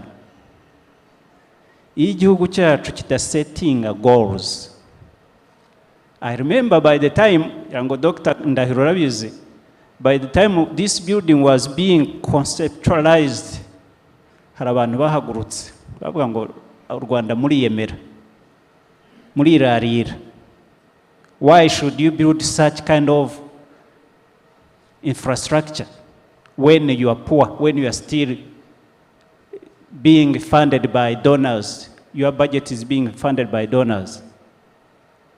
Imagine your leta iza kwicara ikavuga ngo ariko ntacyo twakora, ariko murebe iyi nyubako. Ese ubu ntago mwumva muri fier yo kwicara nanga? Isn't this at least one benefit? Niyo yabikora loss, assuming it makes loss, and I'm sure today it's making profits. Now imagine if we had just sat back and say bari abaterankunga bazatureba nabi, and we just, you see, set goals. If you want to build your own convention at home, start now. You can make it. You may think that I'm bragging. There is a younger man, usually I quote him, is a motorbike. Muzibano wa motari. Atuye Kimisagara. Bwana PS, uyu motari yambereye isomo. he had this motto, ayikodesha, averisa kwa shebuja. But he decided, after learning about the Iterambere Fund, he decided to invest 2,000 francs per day. And at the end of the year, he had over 800,000 because principal plus interest. He did it for 3 years without touching the money. So the interest compounded. By the time we are in lockdown, that's when he requested for his money, because every business was at a standstill. He realized that he had money to buy 3 more motorbikes, new ones. And the guy started employing others, just from 2,000 francs. Now tell me, abanyeshuri muri hano, ninde utabona ibihumbi 2,000 nibura ku kwezi? Hey. Ariko reka no kuvuga abanyeshuri, even parents who are here. The money we misuse. Can't we save 2,000 at least? Now, one more thing I want to conclude. Avoid debt. Imyenda. Abantu turya imyenda yego, ariko imyenda idateganijwe. Unnecessary debt is an evil. Please, mwe mukiri bato, abakiri bato muri hano, mwirinde kurya imyenda. Mwirinde gufata imyenda itari ngombwa. Ufata umwenda ari uko ugiye kubyaza umusaruro utuma ugera kure. Kuko imyenda, ndabizi, umwenda utakoreshejwe neza ushobora gutuma ugira na stroke, ugapfa imburagihe. Now, jewe mbabwire, I'm about to retire. Amakosa nakoze mu buto sinshobora kuyasubiramo, ariko sinifuza ko namwe muyakora. Amakosa yo kutateganya, yo kutazigama hakiri kare, iryo kosa ndaryicuza. Ariko the good news is, at least, nababwiye ko mbabwira nk'umubyeyi, at least I have 3 boys. Ubu ngubu aho bigeze bagezaho kunguriza amafaranga kubera ko batangiye gusavinga the moment Arnett started. Kuva yenda ku babyeyi muri hano, uko byagenze byari bimeze bite? Bigaga primary kuri Kigali Parents. Icyo nababwiye umuntu, whoever will get above 80 marks, 80%, will get 10,000 per each subject. And then they competed. Everyone would come with distinction. And then to make the promise correct, I just opened an account in Iterambere Fund. Whenever they bring a report card, I get 90%, that's a division 1, I just 10,000. You find that from a report card, one gets maybe 100,000, another one gets 70,000, another one gets maybe 80. The next term, they will compete to make sure that everyone gets at least more than 90. The guys competed, and then to make home clean, I have only boys. I would make sure that when I find your room is dirty, I will deduct at least 1,000. And this is a message to the parents who are here. And I did it, by the way, seriously. I found your shoes, your socks scattered there. I immediately deduct 1,000 from your saving. Then, by the time the term ends, instead of giving you 100,000, I get you maybe 75,000 because I have deducted the miss. And the guys, these boys became well behaved. And currently, one is at university, another one is finishing his high school. They are the bosses. Just yesterday, one of them had a birthday. Do you know what he told me? He said, "Dad, I don't want cake. Could you convert that cake into cash and then you deposit it in my account? So, this I'm telling you, and I have made sure that today I had to deposit that money on his account. So, babyeyi muri hano, mwigisha abana kuroba ifi. Now, to conclude, the young ones who are here, ntabwo ibintu tubabwira ari amakabya nkuru, nimwinanirwa birabareba. Iki gihugu aho cyavuye murahazi. The journey we have gone through, you are still young. Ntimuzapfusha ubusa amahirwe mufite. Don't misuse the opportunity you have today. So please, start saving today. And I'm done. Thank you very much.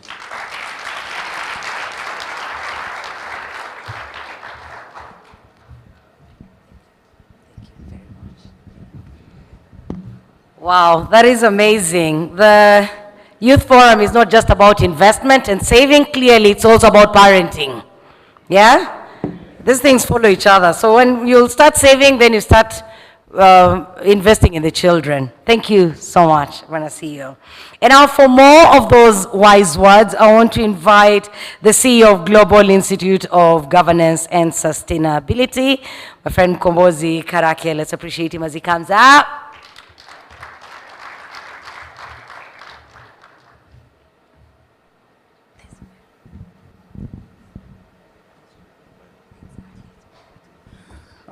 Thank you very much. Let us first all stand up.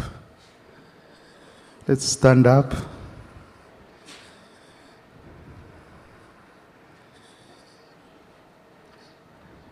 If you're above 30, sit down. If you're above 30, sit down. Okay, if you're below 30, shake your neighbor and tell them, I'm going to be an investor. The hand of your neighbor. Tell them, I'm going to be an investor.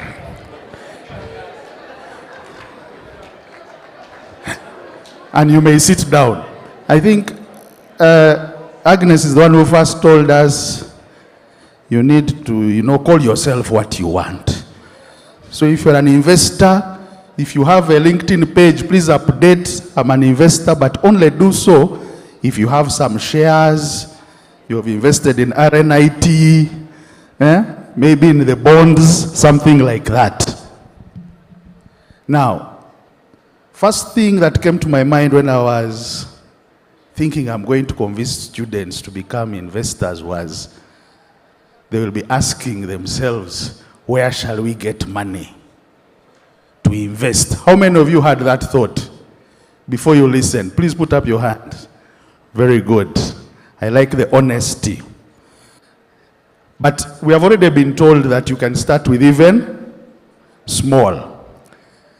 The whole point about being an investor is you must first create discipline of saving. You're not going to invest what you don't have.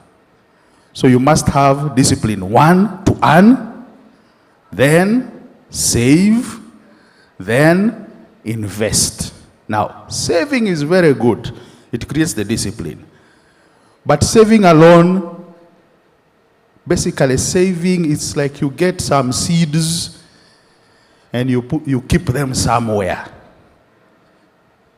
If you do not invest your savings, actually your savings get depleted by inflation and other things. The example of seeds, certainly some weevils might attack your seeds and they might reduce. So you need to save and invest. Now, earlier, Jackie had mentioned how she envied the people in the room. We did not have this information. We did not even have a way to save. I was looking out a while back, and I was looking at our Rwanda Stock Exchange, was formed in 2011. And I think the Capital Markets Authority in 2010. Now, if you look, the New York Stock Exchange was created in 1792. The London Stock Exchange in 1801. The Johannesburg one, 1887. These exchanges still exist. And they exist because they work. Now, at the time I was a student, there was no Rwanda Stock Exchange, so I could never even have known there was something to invest in. Now, certainly you people who are here in this room, you will not have the excuse that you don't know where to invest. Now, very quickly, let me tell you about the power of compounding. I just want to give you a small example. Mr. Jonathan just mentioned the power of compounding of the 2,000 per day. I was doing some computations. If somebody is able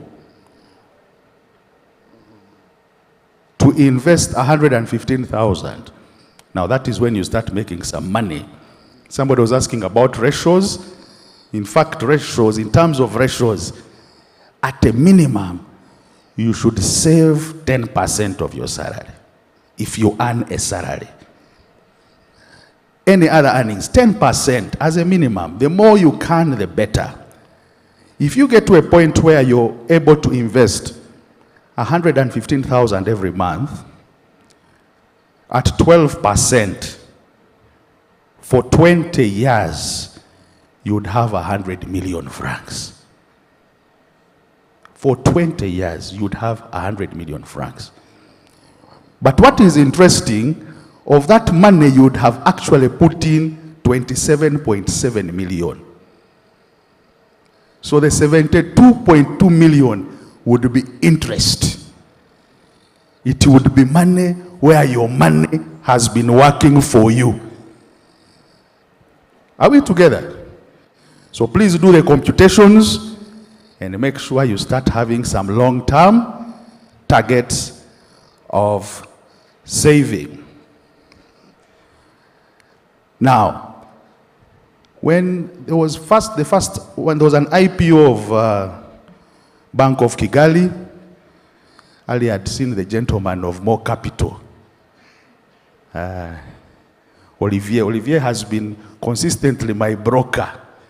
Even before he started More Capital, when he was in Mbeya, he's the guy who was handling my investments. So I was very happy to see him around. He was going to testify. I have been investing, and I was just looking some time back. For example, when Becca started, it was 120 something francs, 125, and now it is over 300 and something. So I've actually gotten a capital gain. And every other year, some dividend comes in. So there is money to come to eat, and you're also having a capital gain. So once you invest in the capital markets, in shares, bonds, you cannot go wrong. But another beauty about investing in these things, and again, he would have testified because I think it was earlier this year or late last year, I had a bit of a financial crisis. And now I needed money quickly. And didn't want to talk to my banks. Somebody told us not to get debts. I have several debts with my banks. But I always take good debt. I get debt to multiply and make some more money. The issue, the biggest problem we have with our youth and some of us is to get debt for consumption. That is the biggest problem. You get debt. Some young people are not even getting debt for their weddings. How do you get a debt to consume? By even getting a debt to buy an expensive car is not a good deal. You might argue with me, but I actually think a car is a liability. In fact, if you read, I would recommend that you all read Rich Dad, Poor Dad. Rich Dad, Poor Dad by Robert Kiyosaki, he tells you that even the house is a liability. Because an investment should be giving you money. So anywhere you're putting money, not to get money or to save you money, you're likely to be messing up. So I just wanted to give, when I had a bit of the financial crisis, and I really needed money. Now I had some piece of land, I have it somewhere in Nyamata, started telling my brokers, please get me somebody, but they were not giving me a good deal. Then I remembered I had some shares and some bonds. So I called my friend Olivier, can you please liquidate? How long? And the man, it was a Friday, he tells me, don't worry, by Wednesday you'll have some money. That's another beauty about the capital markets, the liquidity issue. The fact that you can always get your money quickly. Now, sometimes you might choose to use even your shares or your bonds as collateral. I think you've all been told when you go for loans, the bankers will always ask you, how do we manage our risk? What do you have? Do you have a piece of land? Do you have a house? But if you tell them I also have shares, they consider that as collateral. So that is an asset that is always on your side. Now, I was looking out at what it requires for somebody to own some shares. I've been told reliably, for you to own shares, you must buy at least 100 shares. When I was looking yesterday at the share prices, I discovered if you have 7,000, you can get shares, 100 of them in I&M. 7,000 francs. MTN, 13,400. Bralirwa, 31,500. BK, 32,700. Surely this is money. Now let me tell you something. I have shares in all these companies. One of the things I like most is when I get that email inviting me for the annual general meeting. Now it doesn't matter how many shares I have. I am a shareholder.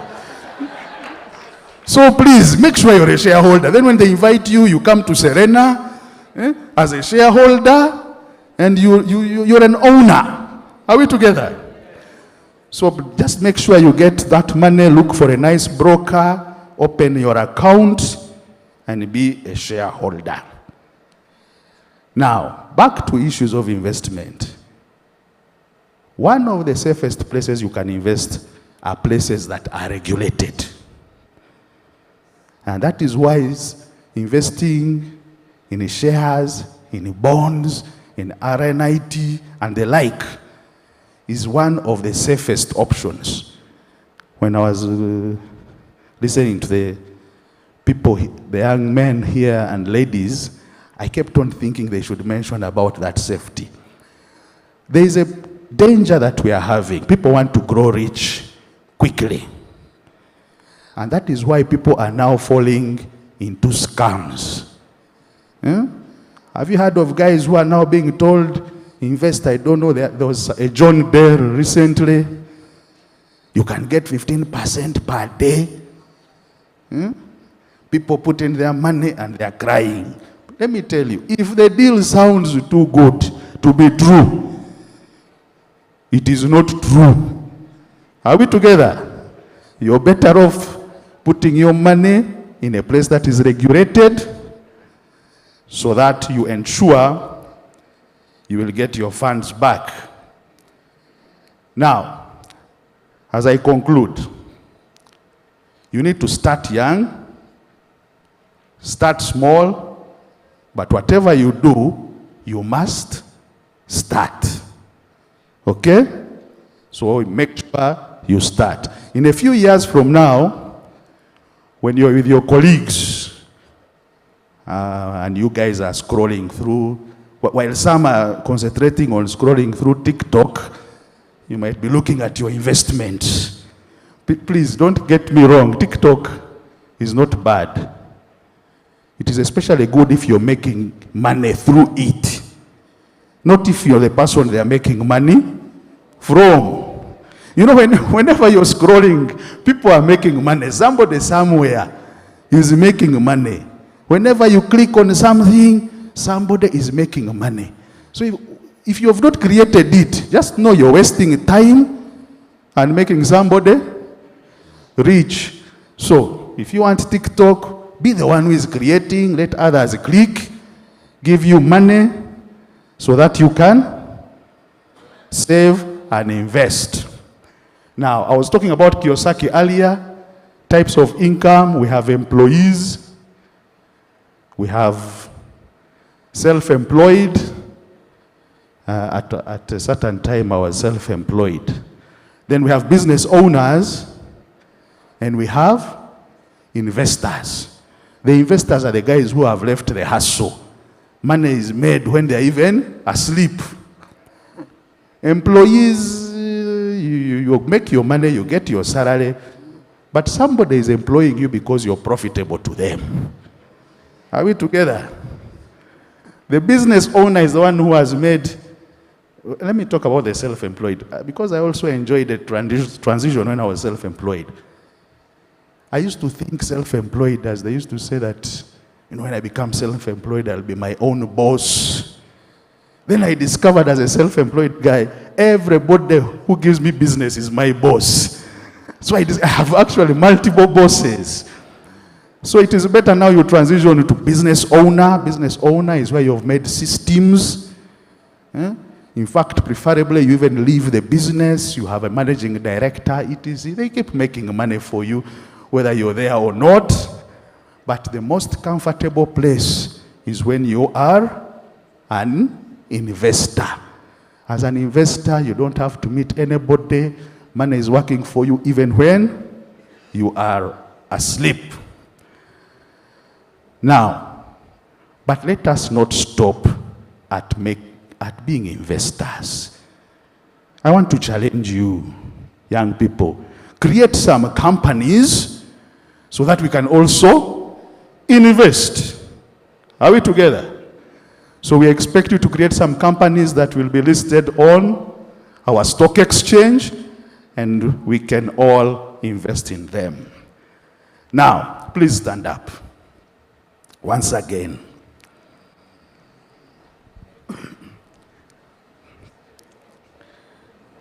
Stand up, then shake the hand of one of your neighbors and tell them, I'm going to invest in myself.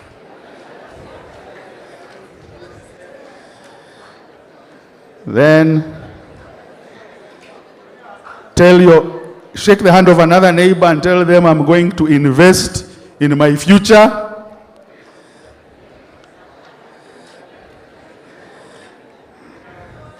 You may sit down. Now, let me conclude. I want you to also learn to invest with purpose. Invest with purpose. The main issue should not be only the money. We now have what we are calling sustainable investments. What are sustainable investments? These are investments that actually look at the issues that we are facing. Climate change, inequalities. Okay? So when you're looking at what you want to invest in, please look at things that are going to make our world a better place, but are also profitable. After you've become a sustainable investor, you can even move forward to become an impact investor, where you say, I want to invest also in things like education. If I know you're promoting gender equality, I can give you my money. If your governance systems are very okay, I can give you my money. Clean energy, I can give you my money. Okay? So invest with purpose. Thank you very much.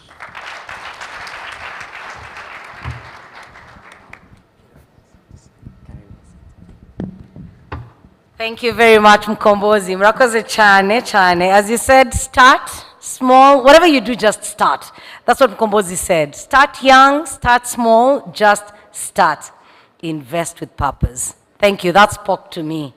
Invest with purpose. Thank you so much. And now we will hear from the CEO of Rwanda Stock Exchange, Celeste Ravukumba. Let's appreciate him as he comes forward. Bona CEO. Celestine, it's yours.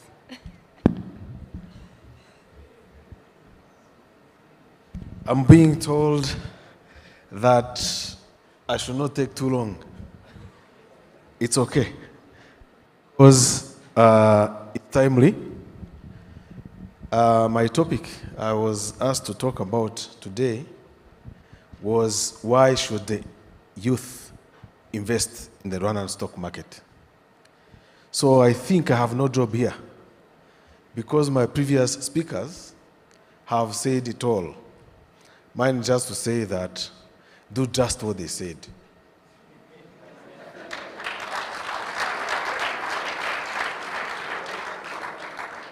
The first one talked about 100,000, 20 years after, you have 100 million by simply doing something small. 100,000. I'm sure all of you are students, and you are studying to either be an employee after your 4 years of school, that's our first level, university, or you are studying to be an entrepreneur. So now, when we talk about capital markets, the stock market, the knowledge you get, first of all, helps you invest eventually, or helps you use the capital market to invest in your business further. That means the capital market has two sides of the coin. There is the entrepreneur, ibyo akenshi bakunda kwitiranya, rwiyemezamirimo.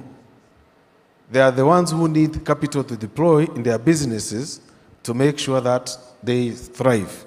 Dreams zabo ziceho, zikomeze. But the other side of the coin, there are the investors, savers out there who are looking for places to put their money. Ya mafaranga bawaze bavuga kare ngo ukoresha, you invest even if you are sleeping, your money is working for you. So, nuvuze iki rero? Ibyo nivuze ngo kwa kundi bavuga ngo they are movers and shakers, others are followers. The movers and shakers nibo bakoresha abandi, nibo bantu bafite amafaranga yabo niyo baba basinziriye. Ya mafaranga ujya kumva bamwe ni aba philanthropist n'ibindi byose bashyira mu bandi bantu batagikurikiranye n'amafaranga yayo, kuko baba bafite amafaranga hari n'asaguka batakeneye gukoresha bakafashisha abandi. So why invest in the market, in the stock market here? It's a very good question for you guys as students. Kuko, like they said, you have probably read it in the literature. Investing in the stock market, you are not just merely investing in those shares and bonds. Ntabwo urimo kuinvestinga, ntabwo ushoye imari yawe muri za mpapuro z'impesha mwenda turirwa tuvuga, ntabwo ushoye amafaranga yawe mu migabane, mu buryo bw'imigabane gusa, ahubwo ushoye amafaranga mu bikorwa, ushoye amafaranga muri ekonomi y'igihugu cyawe. Iyo ubonye Bralirwa kona Bank of Kigali, abo bose muri abakonsomateri babo most likely, nutanywa agahiye aranywa fanta ya Bralirwa, cyangwa se urahamagara MTN, cyangwa ufite bank account muri Sako cyangwa Bank of Kigali ahandi ariho hose waba uyifite, kuko ibyo ari byose mufite aho mwishyurira amashuri mwigamo.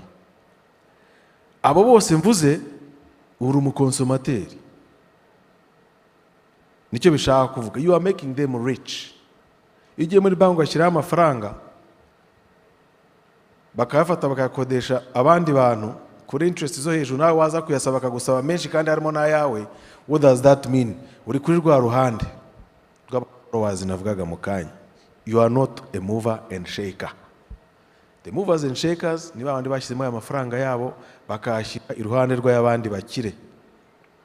So icyo gihe rero niba ufite umugabane, niba ya migabane 100 bavugaga ya beka uyu munsi ni 35 imigabane 100 bakaguhamagara muri assemblée générale, they are calling you nk'abandi banyamigabane. Icyo gihe ntabwo uri umukonsomateri gusa, niyo ugiye gufata loan muri banki ikangunguka kuri loan yawe uba wungukiyemo, wungutse kabiri.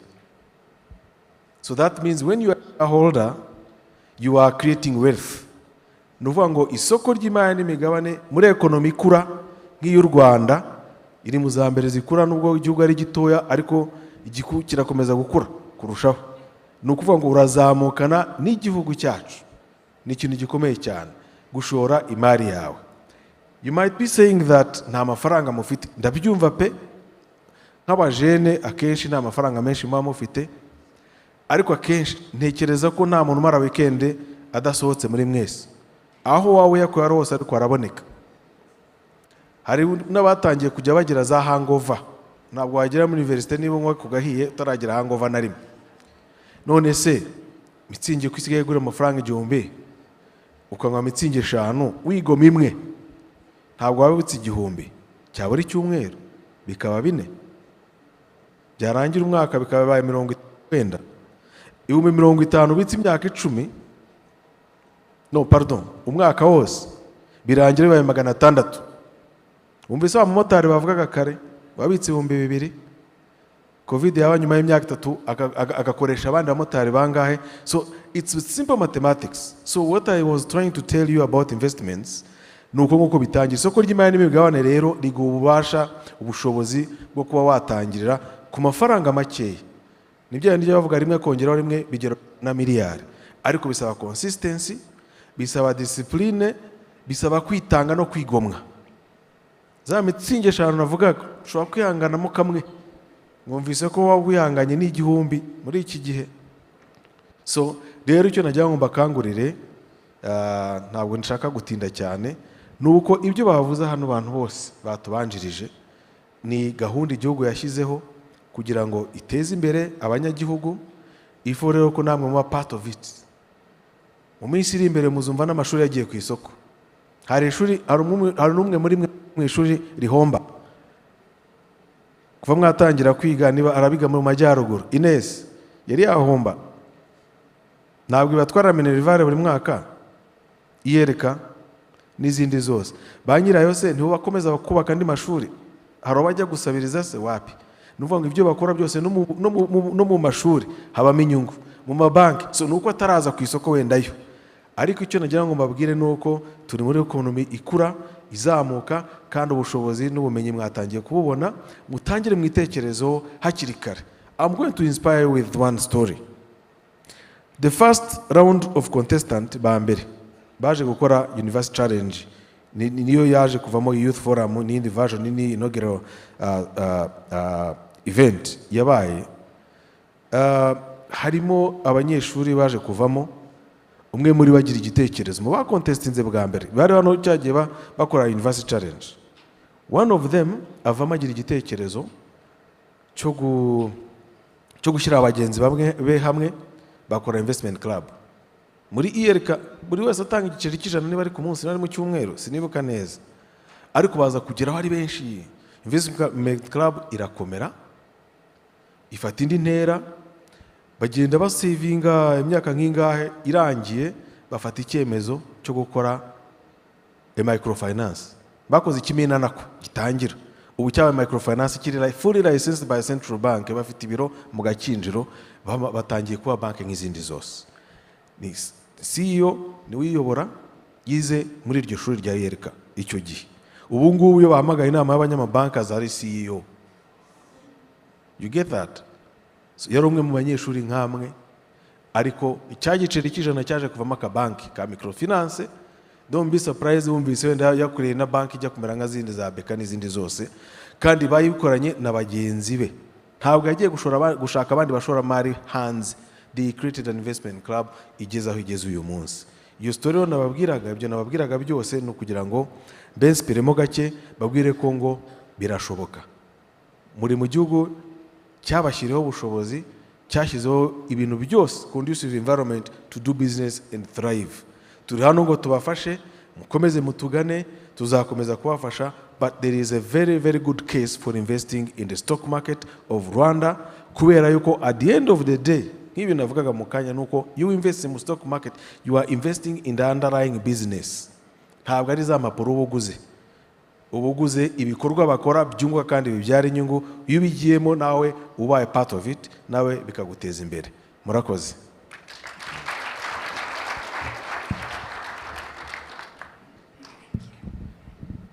Murakoze cyane. Celestine, the CEO of Rwanda Stock Exchange. This forum has been amazing. What a beautiful foundation set by the inaugural Capital Market Youth Forum. Thank you. We've had great speakers. And the next one is going to be a great one too. Ladies and gentlemen, put your hands together for the PS, Ministry of Youth and Arts, Dr.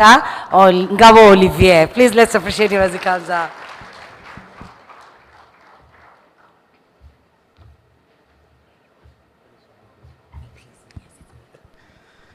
Muraho. Muraho neza. Do you all speak in Rwanda? Oh, okay. So I'm also going to be mixing. First of all, thank you so very much for inviting us, for thinking about all this. Whenever I see youth, I'm there, and I'm so much excited and ready to learn. So as Ministry of Youth and Arts, first of all, we are so very much thankful for the beautiful CEOs that you saw here inspiring us as youth, as young people. And also to emphasize what my brother Celestine just said, we're in the country where everything is possible, especially when you're talking about opportunities. We're in the country where the governance, private sector, everybody has set the intention to the youth, to the young people. Can't we clap for that?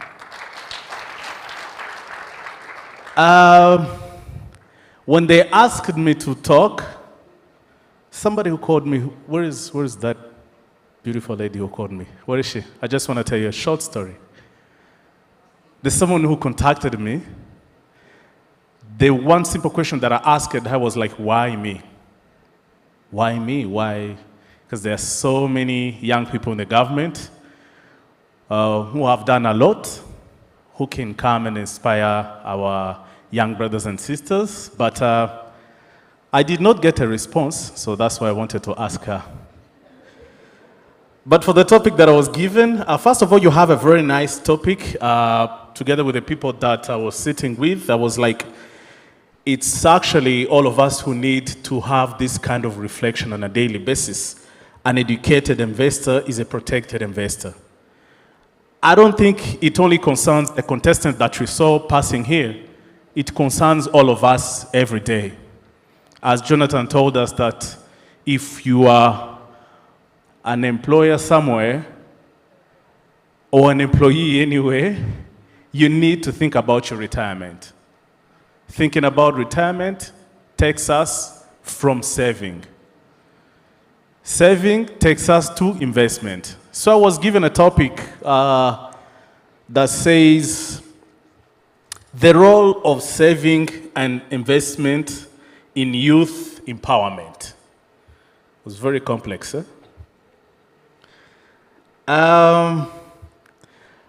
Let's start from where everything is coming from, the mindset. What is the right mindset that a young person, a young Rwandan should have to be a protected investor? I think the right mindset, we have been lucky enough, people who are at least in this room, given the opportunity to get the insight from our CEOs telling us the how. There's a certain percentage that you save at a certain period, you invest, then it starts working for you. So I think the biggest thing that we need to do here, or we need to the takeaway from this gathering, should be the right mindset towards the investment. What is the right mindset? I think it's Mukombozi who said, If you want to be something or if you want to be someone, talk about it now. There is something that we call power of affirmations. If I ask you, who are you? Like, I don't want to point fingers to anybody. Like, let me just give an example for myself. If you ask me, Ngabo, who are you? I need to have a simple definition that it defines the person I am and the person I want to be. Let me explore a little bit more. There's no future without the present moment. What does that mean? Every single day that you just wake up and you breathe and you're alive, that is a chance that you are given to do better than a few minutes ago. Is anybody getting what I'm saying? Or should ndiho ndavuga ko igihe cyose ufite amahirwe yo guhumeka buri minota 10 ugomba kuba mwiza kurusha iminota 10 yatambutse. Ntabwo haba hejo heza hatariho uyu munsi.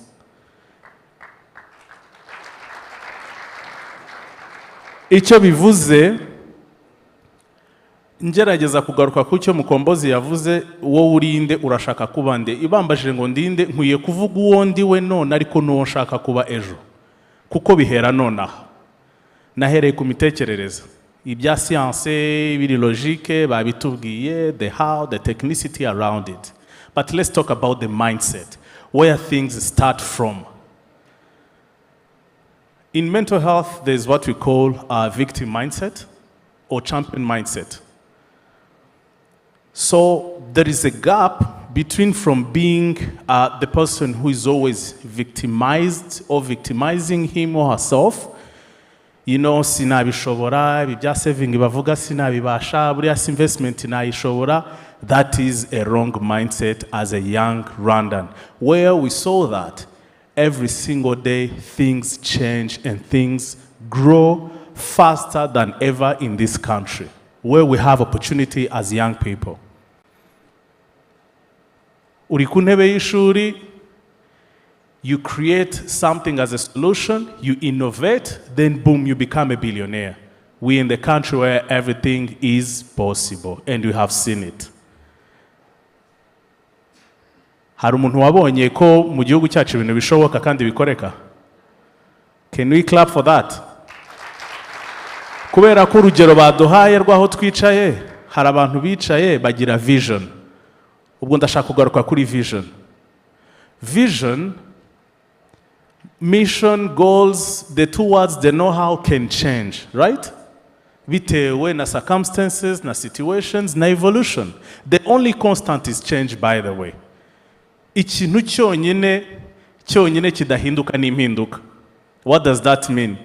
Buri ibintu birahinduka. Ubu ngubu nituva hano hari abandi bicara aha bashyireho ibitambaro by'icyatsi, cyangwa bashyire stage hano, still KCC.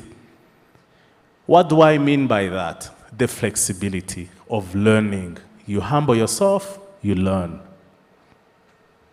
This is how, as young people, we will keep on being lucky of having elder people twicaranya aha, baduhe technicity, baduhe na examples z'ibyashobotse n'ibyakozwe, with the tangible examples on the street nk'uko tujya tubivuga abajene.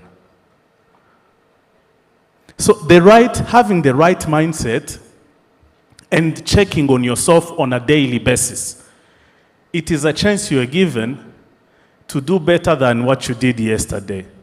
Whenever I just have opportunity, personally, of being together with people, whatever I was writing is not for you. I will just take it home. Because I'm a student of every single day and every single opportunity. It helps us to grow on every single day if we have the right mindset.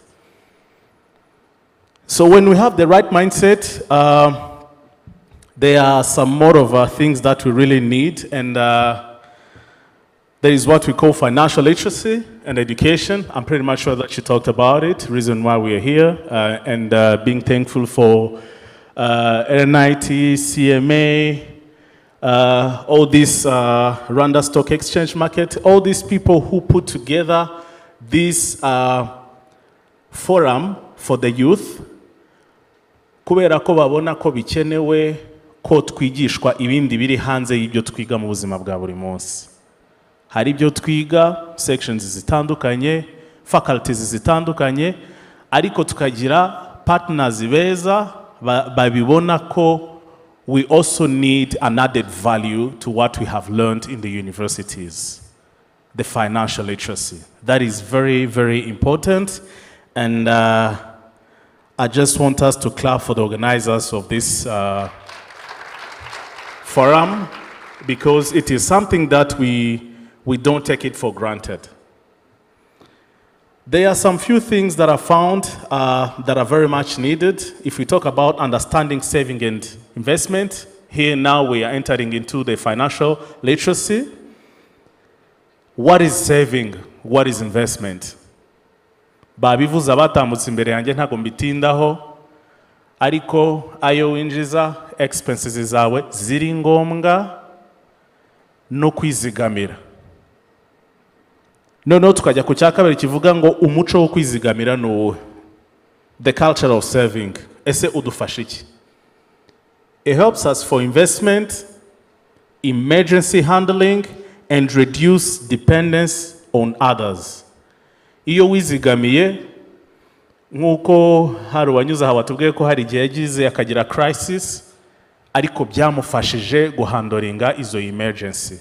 So umuco wo kwizigamira, yaba mu matsinda matoya, hari urugero rwiza Celestin duhaye rw'abanyeshuri batangiye basevinga, banagurizanya, uyu munsi bavuyemo microfinance, ariko nibura hari ibyibanze bashobora gukemura. So iyo wizigamiye rero, icyo bigufasha hari ukugira ukwigenga gushingiye ku mafaranga cyangwa se kushingiye ku bushobozi. Hari ikindi, power of investment iduha iki? Imbaraga zo kuinvestinga ni izihe ziduha iki? There is a more confidence, more self-reliant, less vulnerability and exploitation, more active participant in national development. Celestin amaze kubivuga, iyo wizigamye ukavamo umushoramari utanga akazi. Uyu munsi nk'igihugu muzi ikintu cyitwa NST2, National Strategy for Transformation 2, cyangwa se Vision 2050. Ikintu kinini kirimo ni uguhanga imirimo 250,000 buri mwaka. Muri abo ngabo 250,000 bagomba kubona decent jobs. Iyo urebye neza usanga 80% ari nk'urubyiruko. So murebe rero mwicaye hano mwese muri aba CEOs n'ama managing directors, ni ukuvuga ngo not only witeje imbere n'umuryango wawe, ariko wahanze n'umurimo. So you are being part of the development of the country. Ibyo sibyo twese dushaka kuba? Sibyo byiza kugira umumaro mu gihugu cyawe? Tumaze kubona ibi bintu byiza byose, niki dukwiye gukora noneho? Icyambere navuze ku imitekerereze ikwiriye. Hari abatubwiye ibitabo bitandukanye abantu bashobora gusoma, ariko ibyo bijyana nuko uwiyoroshya muri wowe ukemera ko ukwiye kwiga, ko twiga buri munsi. Right? Sibyo? Sibyo abajene muri hano? Kwiyoroshya tukemera ko dukwiye kwiga buri munsi bidufasha gukura no gutera imbere. Icyo ni icyambere ntekereza dushobora kuvana aha ngaha.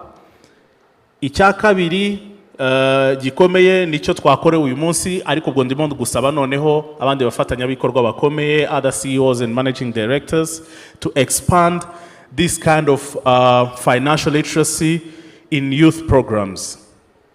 We as Ministry of Youth and Arts are very grateful to have such partners who are thinking in our line. So we support the young entrepreneurs, but again, for us to enhance the financial literacy in the country, especially in the youth, we need more of this kind of forum and competitions. To encourage the youth, saving schemes and access to investment platforms. I would invite my fellow brothers and sisters to start the saving now.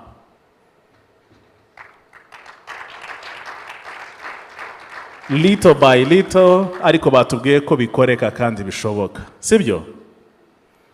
Hanyuma noneho ntimuve hano mutabaye abashapu ngo muganire n'aba-CEO bari hano mu exchange contacts. This is how you make contacts and networking. Sibyo? Sibyo? I'm pretty much sure that abantu bakuru bari hano nagira mbabwire ko abajene dufite, they are very good thinkers.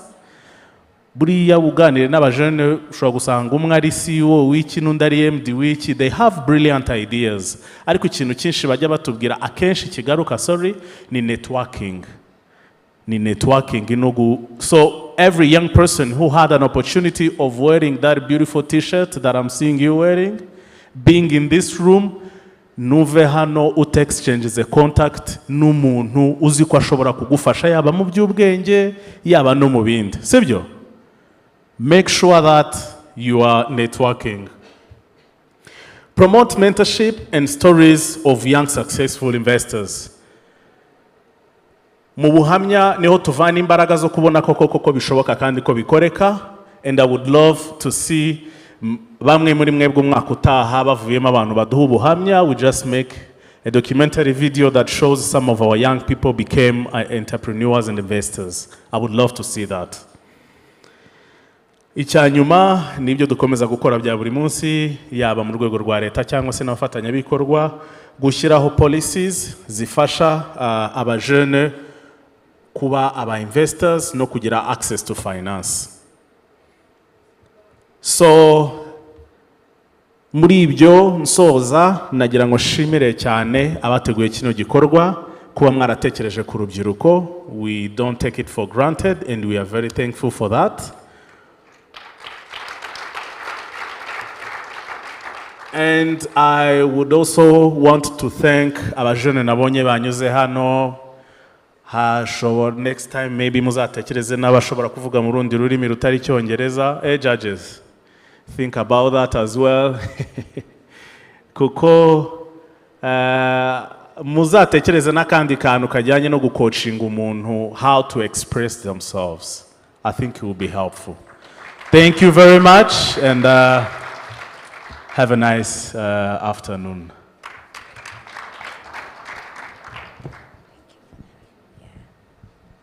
Thank you so much, Ministry of Youth and Arts, PS, Dr. Ngabo Olivier. We do appreciate you. Thank you. He has said everything. All the speakers have shared what was in their hearts, and I do hope that you have picked it, written notes. Once we leave this room, let us go and try out some of the advice they've given us, try and implement them. Let this youth forum not leave you the same. And now the moment that we've all been waiting for, the awarding ceremony, I would love to invite the CEO of CMA to come forward, because he's the one that will be handing out certificates and awards to our partners and the contestants. So we're going to start by appreciating the partners, and then we will get to celebrate the contestants.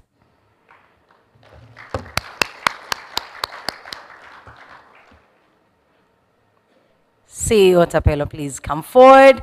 Yvette, make sure my certificates and awards are ready. We will start with universities, and then we'll go to the judges and our partners, and then we will where is that? Maybe there? Up? Down there would be, okay. Thank you. All right, the first university that we will appreciate for taking part in the Youth Forum and being a great host of the forum at the university is the East Africa University, Rwanda. Will their representative come forward, please? Thank you so much for walking this journey with Capital Market Authority. Camera crew, you take that picture. We are not taking any other photos after this. Thank you. And next is Ines, the Institute of Applied Sciences. Thank you for being a great partner.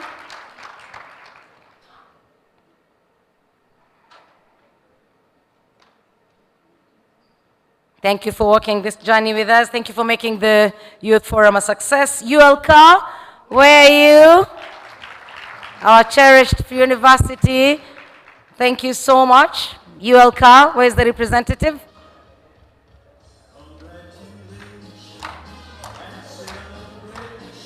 Okay, ULCA. Oh, yes, there's a student coming to pick it. Thank you.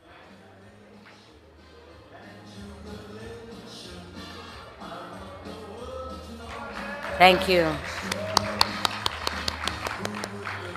And last but not least, the university that we appreciate is UNILAC.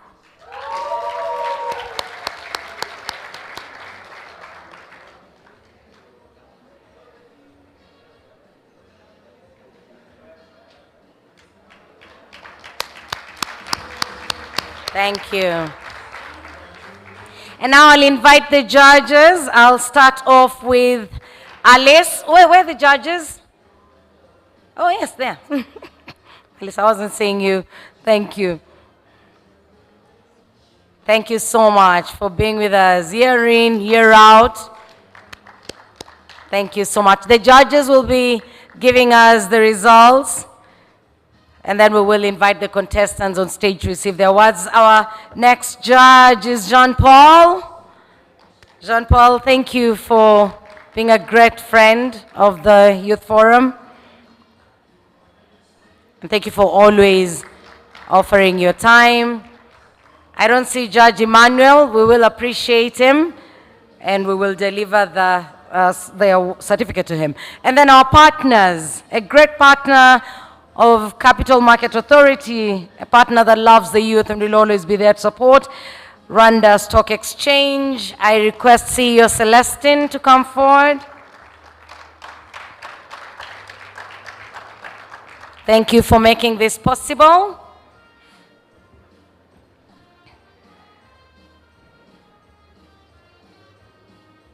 Thank you very much. And our other partner that we wish to recognize and appreciate tonight is RNIT. RNIT CEO Jonathan. Thank you so much.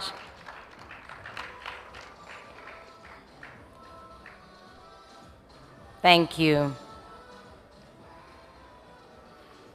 Thank you so much. CEO, please just remain there. We will be awarding. Those are our partners. Thank you, universities, partners, and the judges for supporting the Youth Forum.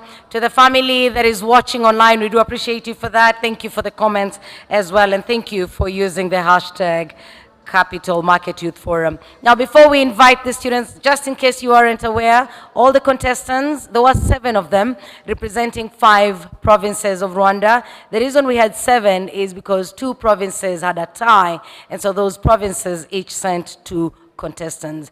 The contestants had equal time. They all had 8 minutes. I don't think there's any one of them who used 8 minutes, but they also responded to the same question.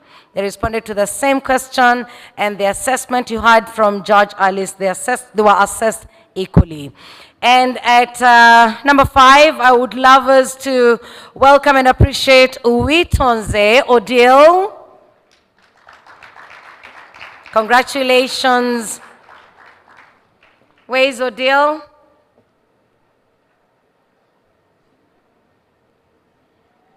Are the contestants in the room?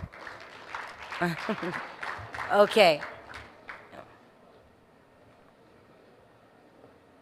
Please, yes.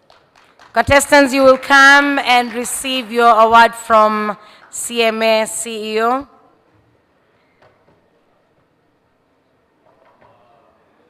Uitonze Odile, thank you. At number 4, we have Iradukunda Josiane. Iradukunda Josiane, congratulations.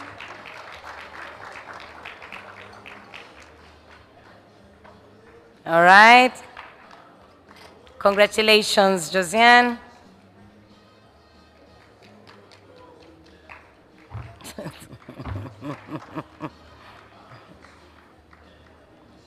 Josiane, you're going to be a future investor. You'll have to increase your speed a little bit, eh? So we need some energy, some life pumped into you.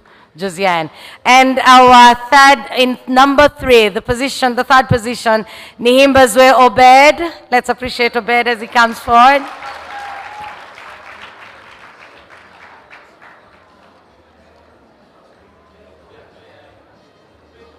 Congratulations, Obed.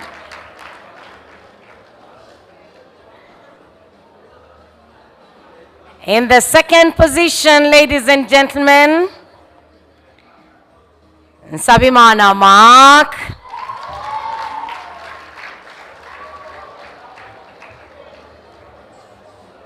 And as you heard, the students will be awarded shares in the companies listed on RSC. Congratulations, Mark. Yeah. And now for the number 1, some drum roll, please. Some drum roll, some fireworks before I mention our top contestant. Ladies and gentlemen, at number 1, Abimana Rutaziaza Didier. Where is Didier?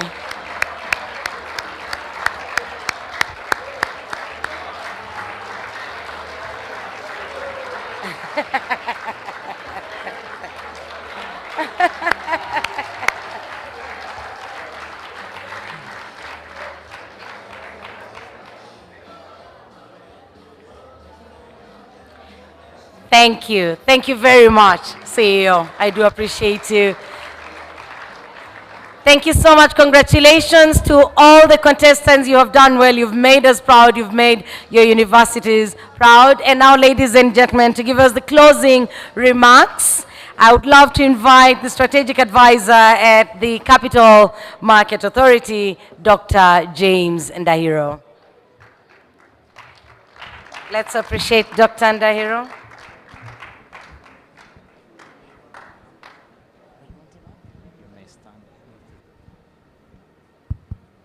Good evening. I've been asked to send you home. Aren't you happy? Thank you very much.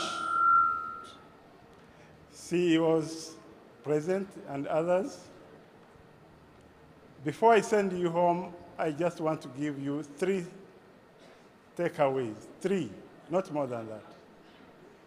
1, we are being argued to save before we consume. Number 1, just write it down. Save before you consume. 2, we must work on our behaviors. My young sisters here, all my brothers, the way we consume, if not checked, we shall be all remain permanently poor. Do you need, young girls, do you need a bag on each dress? You buy a dress and a bag that goes with it and a pair of shoes. You find that you have more pairs of shoes than you can wear in a month. Boys, do you need to consume until you are unable to get home? You are too drunk every day. Tungweres, isn't it? Netungweres. The savings we make, then we invest, isn't it? Lastly, we have started a journey together. We want to maintain and grow this forum. Do you want to be part of it? What do we do? So, next time, we are going to invite young people from other countries. And we are going to make sure that you interact, you exchange ideas. It is one thing to get education and pass and get your certificates, but exposure is one of the important things in education. Are we together? Are you ready to participate? So, PS, Minister of Youth, can we partner on this one so that next time we can invite the youth from Malaysia, Singapore, China, Japan. And then we interact. We learn from each other. Thank you very much. So I'm going to say CMA Youth Forum, then you will all clap 3 times. That is our kind of slogan. 3 times, pa, pa, pa. Huh? Okay. CMA Youth Forum. CMA Youth Forum. CMA Youth Forum. You can go home, you have earned it. Thank you. Thank you very much. But just before you go home, we have a surprise artist that will be coming on stage. So Dr. Ndahiro has sent you home. Then the artist will come and really send you home. But before we do that, thank you so much for your remarks, Dr. Ndahiro. We do appreciate you for that. I just need to tell you how much the contestants have won. In case you're wondering, how come we've not been told what they're taking home? So what they've been given isn't cash. They're not taking cash. No. We want to make them investors. We want to turn them into investors. And so we're starting them off. You heard what Jonathan said. He gave them 100,000 each worth of shares. So now for the CMA and its partners, the first, our top student, the winner, gets 600,000 francs worth of shares. The second one, 550,000. The third contestant, 500,000. And then there's 450,000 for the contestant in the 4th position and 400,000 for the number 5. Thank you so much, ladies and gentlemen, and congratulations to all the winners. Now, before we leave, we have a surprise art. I would love you to put your hands together as the one, the only Platini comes on stage. You can do better than that, you people. You can do better than that. How are we going to usher him on stage? We should make some more noise.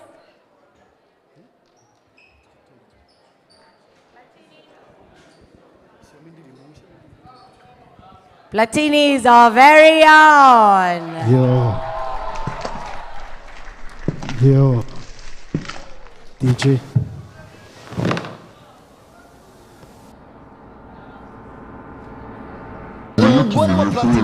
Platini agombaga guhunga inzu ye mu byukuri Platini hanga n'urwase Platini abarinji etaje ntabwo dusa twari kwigabana gute Platini asanga sire nkwase biko Platini nawe akarya van. Let me see your hands in the air. Yeah. Clap your hands. Clap your hands. Ba ba ba ba ba ba. Ba ba ba ba ba ba. Ba ba ba ba ba ba. Let's go. Bibiri n'icyenda ninjiye ntamagorwa. Inzara y'umubiri n'umutima bikinzonga.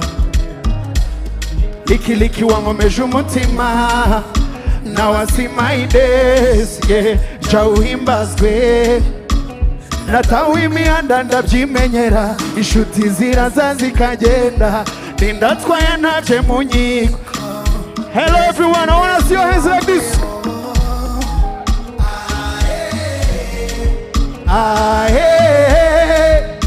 Hanani ubigena. Abandi barabeshasha. Ntugire ubwoba bw'ejo. Imana ibirimo. Izuba rizarasa. Ukwezi kuzamurika amagorwa. Ntiwihebe. Izuba rizarasa. Ukwezi kuzamurika amagorwa. Nje narizi ku buzima ari nka bombo. Sinarizi ko bwavamo. Can I dance for you?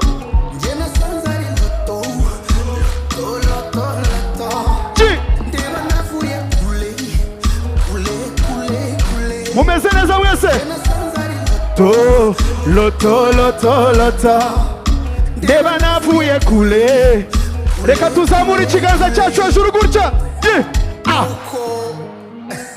Pull up DJ, pull up DJ.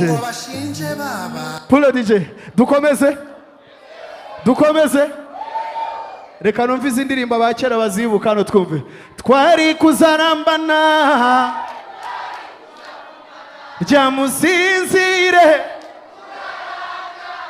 sinakwifuriza inabi nubwo wagiye ukansiga zaba Romeo abashaka nkomeza bashyira ikiganza kimwe mu kirere DJ drop it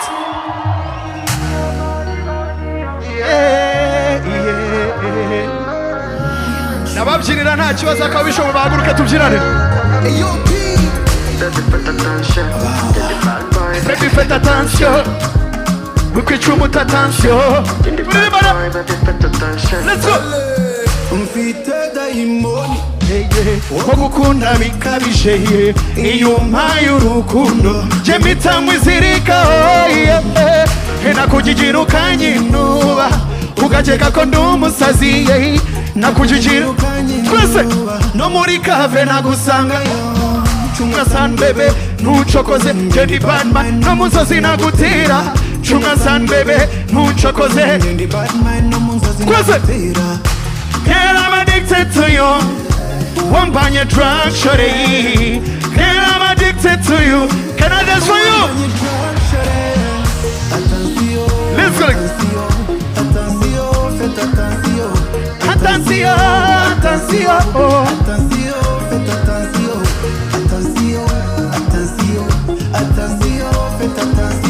yeah let's go like this 1 2 faites attention baby faites attention you're the bad boy baby faites attention oh you nunca causé quitte mucha attention you're the bad boy baby faites attention baby faites attention you're the bad boy baby faites attention can I dance with you you're the bad boy baby faites attention bagatima kanje ni gato nakarizi ngundo si Kigali nza kubeshya uramutse unyihaye na mikino bimenye ni rugi na pato ni mubaya nagukora mu bwongo yeah baby ni hatari yeah ufate nk'imari chunga san bebe numuchokoze Jenny Badman amuzazi nagutera chunga san bebe numuchokoze Jenny Badman amuzazi nagutera girl I'm addicted to you wampanye drug shorty yeah girl I'm addicted to you yeah wampanye drug shorty attention dukomeze pula DJ abashaka dukomeze ariye microphone pula DJ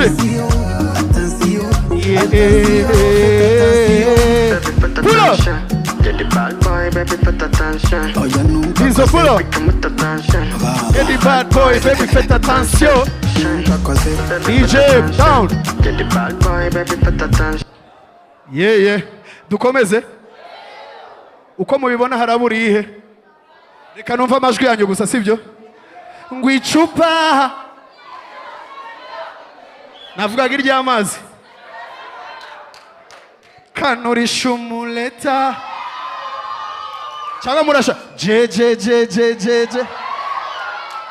yego tugende DJ volume drop it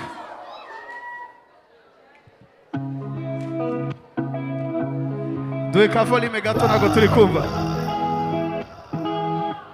dukomeze bamunize ikiganza kimwe gutya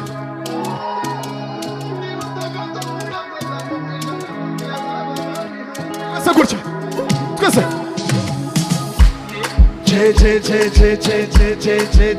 karibu karibu karibu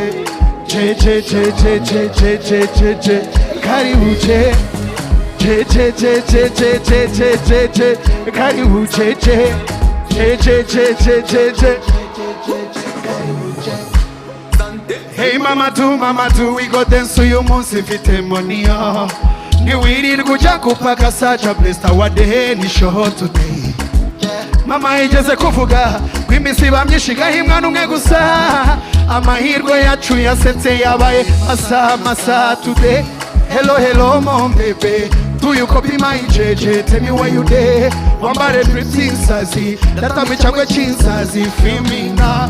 Hello, hello, mom baby. Hello, hello, mom baby. Anywhere you there, yeah. That time we changwe chinsazi. Feel me now. Twese bitwabikora.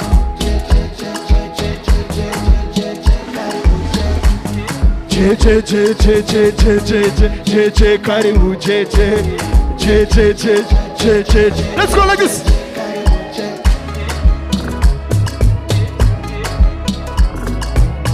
Yeah.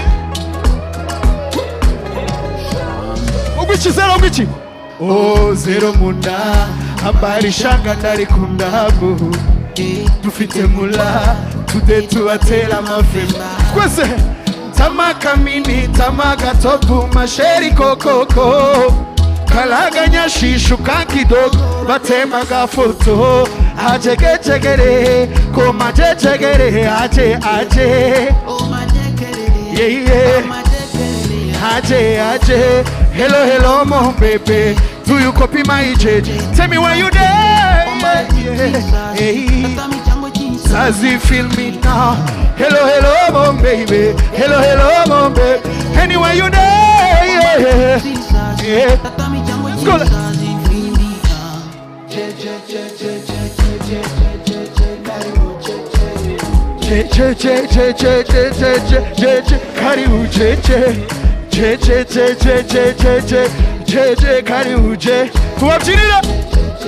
Let's go.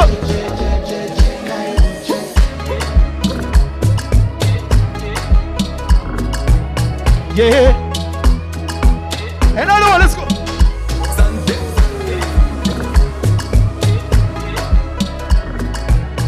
A 1, 2, 3. Sasa reka nshyiremo akantu kamwe hanyuma ibiganiro bikomeze n'ubundi ndaza kugaruka niba nyifuza ntago njya kure siko bimeze.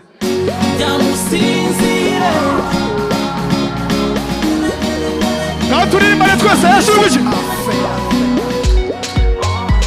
Zamura ikiganza kimwe mu kirere twese hejuru.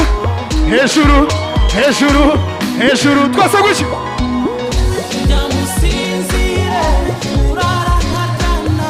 Kuko nanjye hodi. Ababishaka baza imbere nta kibazo. Amarira nashire. Yele.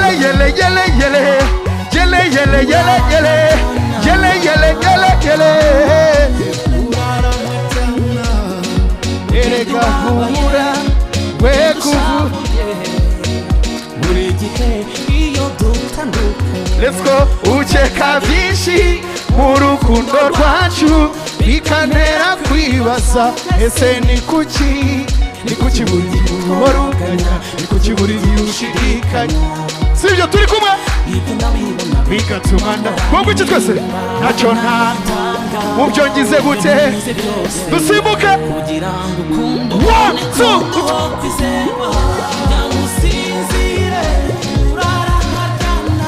kuko nanyahoni we kubuza imitima amarira nashire ijoro rihire uraraharyana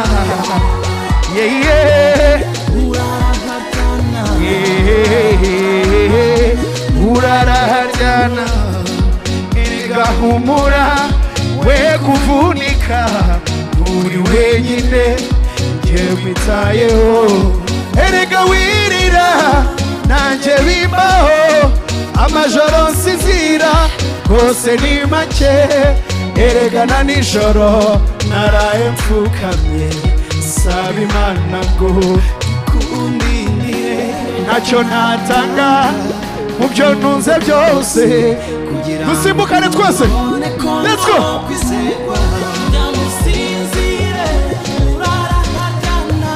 kuko najya hodi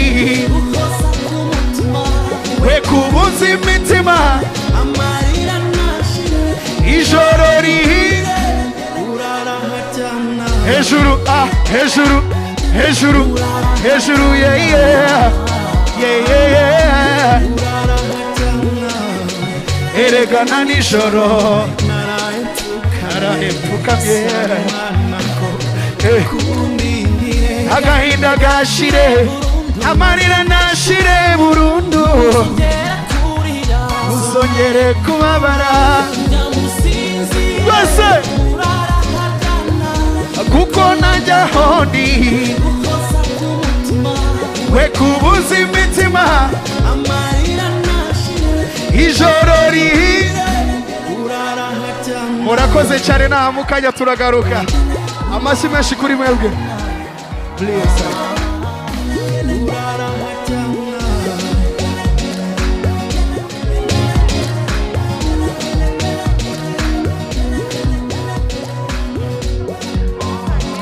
Thank you, thank you.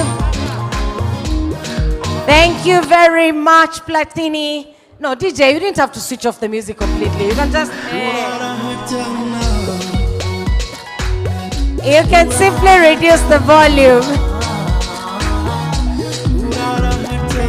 Thank you. Guys, thank you so much for coming. We've come to the end of the inaugural Capital Market Youth Forum. Thank you for being a part of this inaugural event. Thank you for supporting us, to our speakers, the chief guest, and all the other guests, the students, the contestants, the representatives of universities, our partners, the judges, and everyone who made this a success. We do appreciate you. And to you who's taken time to watch us online, thank you so much for being part of this conversation. And it has just started. Use the hashtag Capital Market Youth Forum. Let's talk to each other. Let us network. Let us share. And let us make this better than anything else that the young people have ever seen in the investment and saving space. God bless you. Travel safe, but we have a cocktail reception. So see you there. We will do more of the networking. God bless you. Hallelujah. Got too much money, but I'm still a shooter. Don't take bad man for